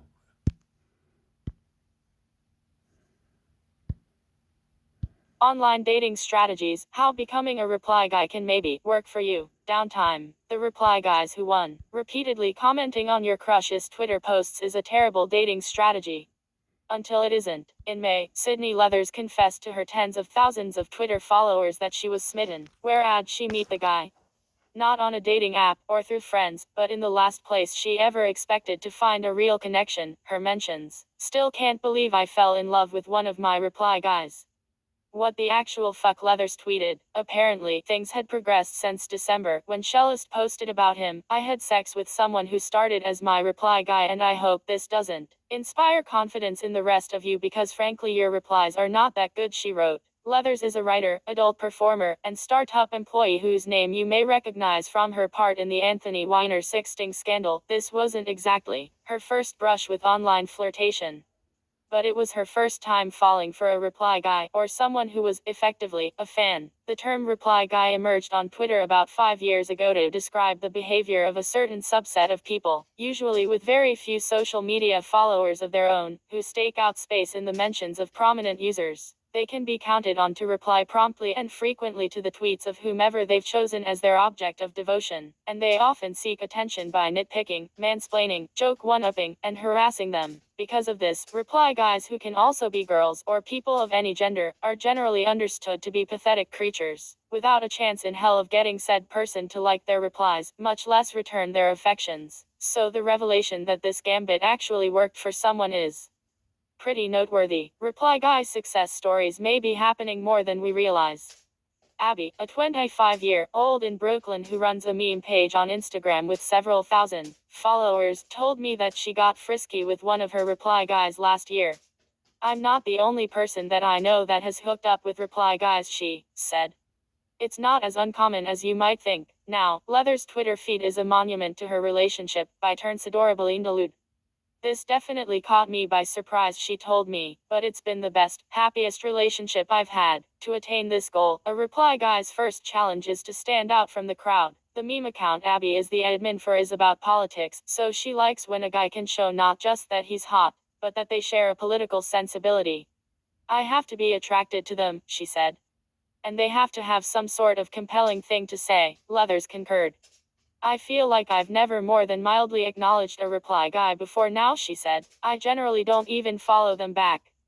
But when her now boyfriend started responding to her tweets last year, after discovering her through a winding path that involved the singer of the band Eve 6, she took notice. I had seen him reply to my stuff a few times, and it was always charming and funny and cute and not, creepy or aggressive. He knew she liked animals, for example, and would sometimes include animal photos in his replies and messages. For his part, He has quibbles with being called her reply guy. It's not like he was replying to every single tweet, he told me, but acknowledged that it's basically accurate. Leathers and the mystery man requested that we keep his identity private. Ariel, a 32-year-old flight attendant in Los Angeles, actually married one of her reply guys. They recently celebrated her second wedding anniversary. She remembers his replies to her tweets back when they were first talking as being a cut above. It wouldn't just be like, "You're hot," she said. The way that he did it was so much more delicate and sweet and poetic and not, like, disgusting.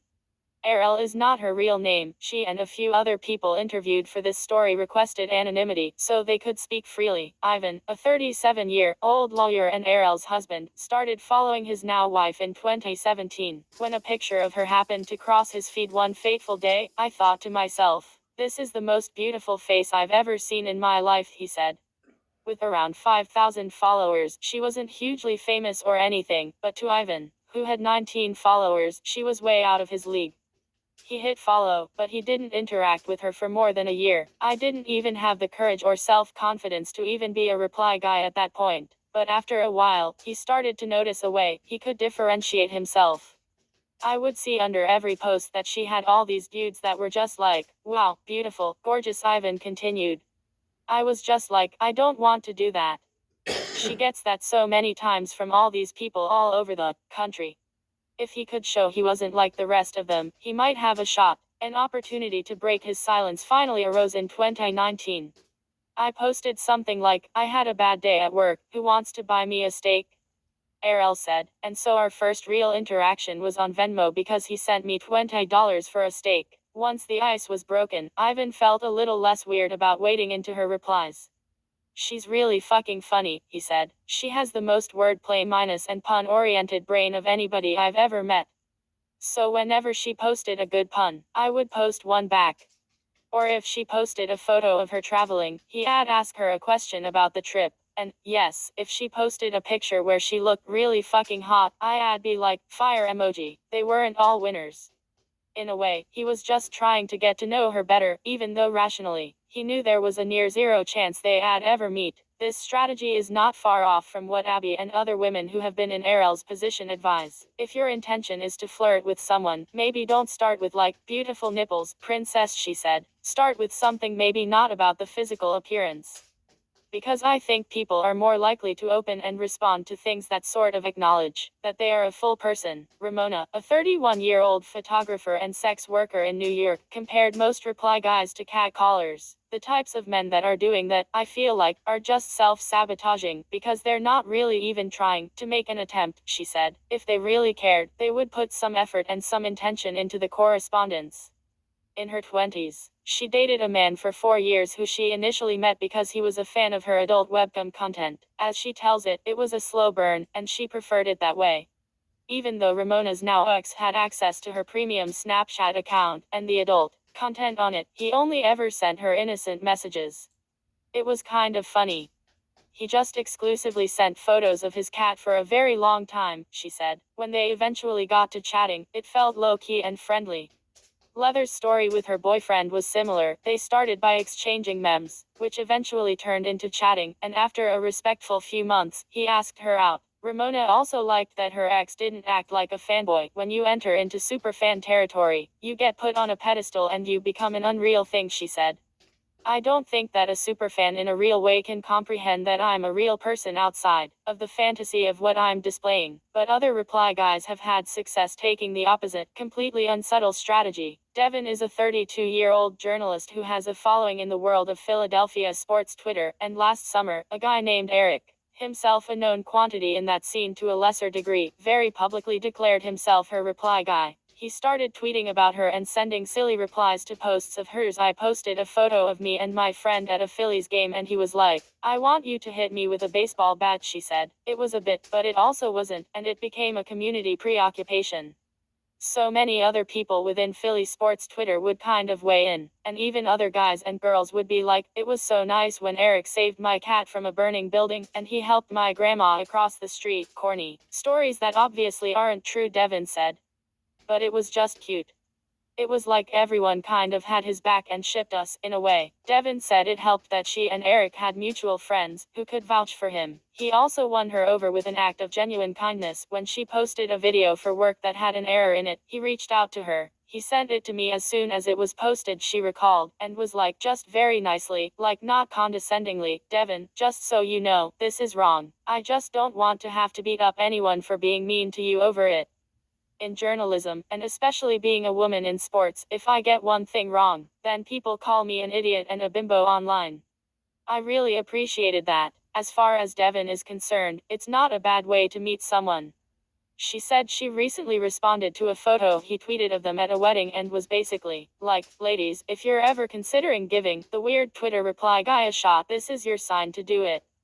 And I got so many replies from girls saying, like, oh my god, goals. Gordon, a 31-year-old writer in Boston, doesn't love the term reply guy, but he acknowledged that he's probably been one. I feel like being a guy on the internet, at some point you are a reply guy in the sense that you have a crush on a person online and you want to make them laugh or want them to like your post, he said. He was in a long-term relationship with someone he met this way. They were firmly funnier, smarter, and cooler than I was. As weird as it may sound to some people, he maintains that it's actually a decent dating strategy. In some ways, it's much weirder to me to go on a dating app, swipe right on an image of someone that I'm attracted to, or to read a bio, than it is to have some form of online friendship with someone where I'm potentially exposed to their opinions and their sense of humor in a much more in-depth way, he said. Though it's worth a try, many of these couples warn that their stories probably aren't replicable. When I asked her for tips for any reply guys looking to shoot their shot, Errol said, don't be a creep, obviously. And no other tips. You have no hope. There's no chance. Errol said that one of the benefits of being with her reply guy is that she knows he's ride or die for her. He loves me the exact way I want to be loved, which is loud and strong and heavy and obsessive, she said of Ivan. That was actually one of the things in our vows, was that I said, I will always be your no one fan, and I will absolutely will, Ivan said. She still has other reply guys, even though she tweets a lot less these days. I know all their Twitter handles and will joke about them, Ivan said, but he said he doesn't feel threatened by them. Absolutely not. No, I don't want to sound boastful, but I'm the one that got to marry her. I'm the one that won the lottery. You know the Talking Heads song? He asked, referring to Once in a Lifetime. You know, you may find yourself in a beautiful house, with a beautiful wife. I think fate every day. I don't understand how I got here.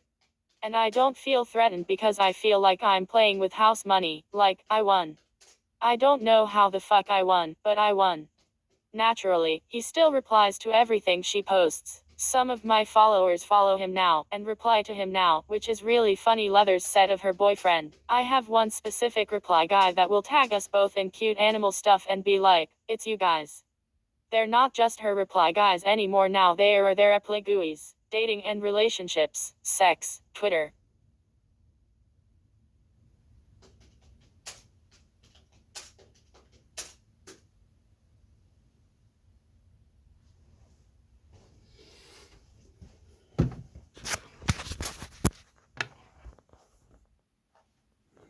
Oh, I have to do this. Um, this one. You have to go for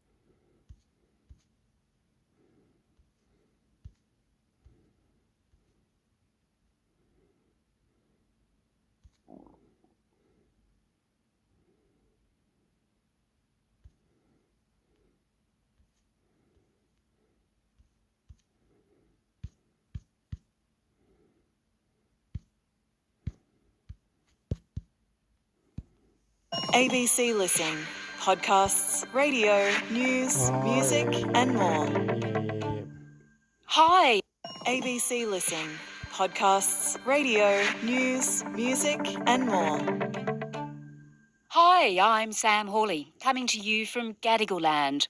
This is ABC News Daily.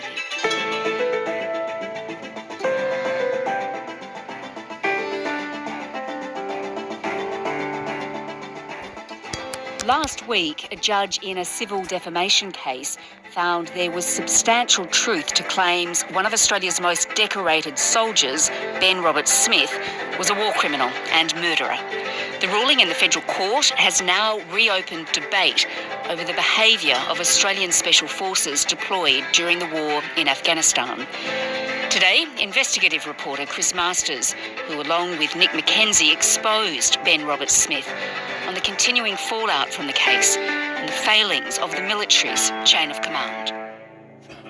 Chris, just reflect for me, first of all, on this case, on the judge's ruling, now that, some time has passed. Well, of course, a massive relief. There was 5 years of hard work in not only getting the stories up, as you know, it feels like reporting facts is only 10% of the job.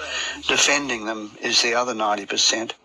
I'd just like to say today is a day of justice. It's a day of justice for those brave men of the SAS who stood up and told the truth about who Ben Roberts-Smith is. It went back even further for me because I'd been working on this stuff since about, I first embedded with Special Forces in 2011, and I first started hearing whispers that there'd been misconduct in the subsequent decade, and then in 2017 I had my first encounter with Ben Roberts-Smith. Ben Roberts-Smith, he hasn't responded at all. Where is he? Do we know? Look, I don't know much more than what's been reported in the media. He was in Bali as well, and photographed sunning beside a pool on the day that the rest of us were facing the music. That did come as a surprise. He'd been in court every day for the 110-day trial, and and he was willing to confront the cameras as he walked into court every day. The fact that a Victoria Cross recipient didn't appear to have the confidence to turn up felt me telling, and I also frankly wondered about his courage. All right, so Chris, the federal court judge has found you and your colleagues, including journalist Nick McKenzie, were able to show that the allegations that 4 Afghans were killed by Roberts-Smith, or at his command, were substantially true. Now we also have, don't we, the full judgment in that case. What else have we learned from that? Look, it's a 700-plus page judgment, but it's well worth reading. It reads like a thriller to me. And I think overall what we've learned is that he believed our witnesses and he didn't believe Roberts-Smith.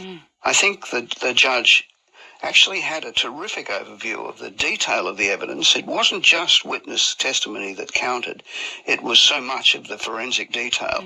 I think it's a credit to Australia that, we wanted to know the truth, and it's a credit to journalism that this was actually about preserving the integrity of Australian soldiering. Yeah, okay, so Chris, now why don't we have a look more broadly at the Australian Special Forces while they were in Afghanistan. There's been an inquiry into this, the Brereton inquiry. What's that found so far? Well, it found a lot more than we managed to find. It only happened because operators within SASR were prepared to speak up, and Brereton found something like 25 or so potential offences that he on-passed to the Australian Federal Police and subsequently to the Office of the Special Investigator. Ben Roberts-Smith was not the only soldier who was alleged to have been involved with war crimes. We'll hear a lot more about this.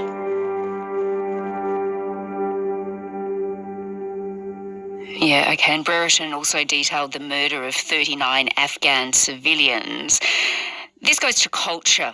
in your view, doesn't it? What you say is a desensitisation among these SAS troops. Yes, the bystander effect is how it was described to me. It just felt like it was something that was casual. I mean, a lot of the soldiers were absolutely distressed about what was going on, but they felt that they couldn't do anything about it, that it was the alphas, you know, the thrusters, the direct action people that had the cultural sway. I think there's a lot of hubris. I think we gave rise to this warrior culture and it was celebrated rather stupidly. They began to adopt superhero status and they started to believe it themselves. They were allowed to consume inordinate amounts of alcohol in theatre in an extremely dangerous environment where you really need your wits about you. That has to be considered a disastrous mistake that command allowed that to occur. And also because they operate in secrecy, they have so much authority. The eyes weren't quite on them. There's obviously a very big issue now about how it could be that the offences were all committed by junior soldiers and yet no officer seemed to have any idea of what was going on. Okay, so Chris, we know after the Brereton inquiry, police set up a special division to investigate war crimes, and one person has been charged. But do we know anything about what senior officers knew? Well, from an evidentiary standpoint, which of course is what really matters if there's going to be a prosecution, then we know very little. I mean, there's been virtually no evidence to indicate that any officer was aware of extrajudicial killings, of the use of throwdowns, you know, planting weapons on insurgents to legitimise a kill. Even though at a lower level, as I've reported, there was clearly widespread knowledge of this, and I don't actually buy the fact that, or buy the argument that nobody knew anything.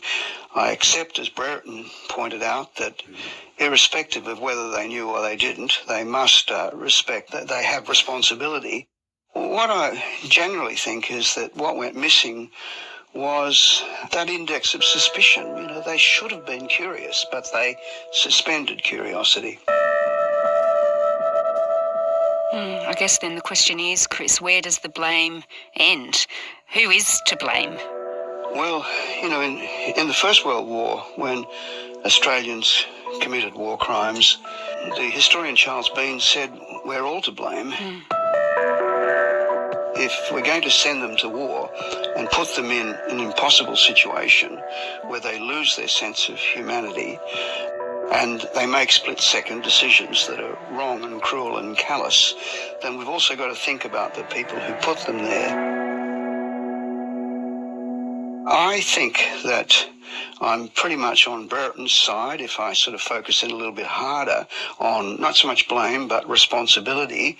I'm more inclined to think the people who allowed that warrior culture to take off are the ones that bear most of the culpability. And that didn't happen so much in Afghanistan. It happened back in Australia, essentially in Perth, where SAS are located. And what was happening over there is they just got carried away. They really thought that they were on the world stage. They were fighting with American Special Forces, British Special Forces. They thought they were the ants' pants, and their officers were encouraging them much the same. Some of the officers who stood up and said, wait a minute, leadership is what counts. Now, those people were disparaged at the time, were basically run out of town. And I think it's reprehensible that occurred. And Chris, if the chain of command had worked, do you think that these atrocities could have been prevented? Well, there's always going to be horrible things happen in war.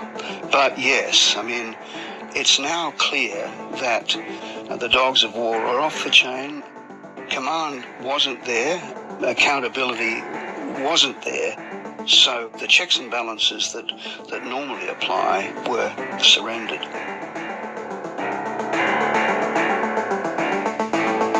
Chris Masters is an investigative reporter for The Age and the Sydney Morning Herald. If you want to know more about the civil court ruling, we covered that last Friday. Look for The Fall of Ben Roberts-Smith. That's in your feed. This episode was produced by Flint Duxfield, Veronica App, Anna John and Sam Dunn, who also did the mix. Our supervising producer is Stephen Smiley.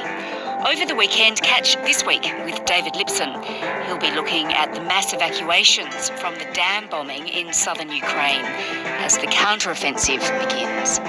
I'm Sam Hawley. ABC News Daily will be... I love you. I love you. I love you. Intermix hector el YouTuber. Yo, I love you.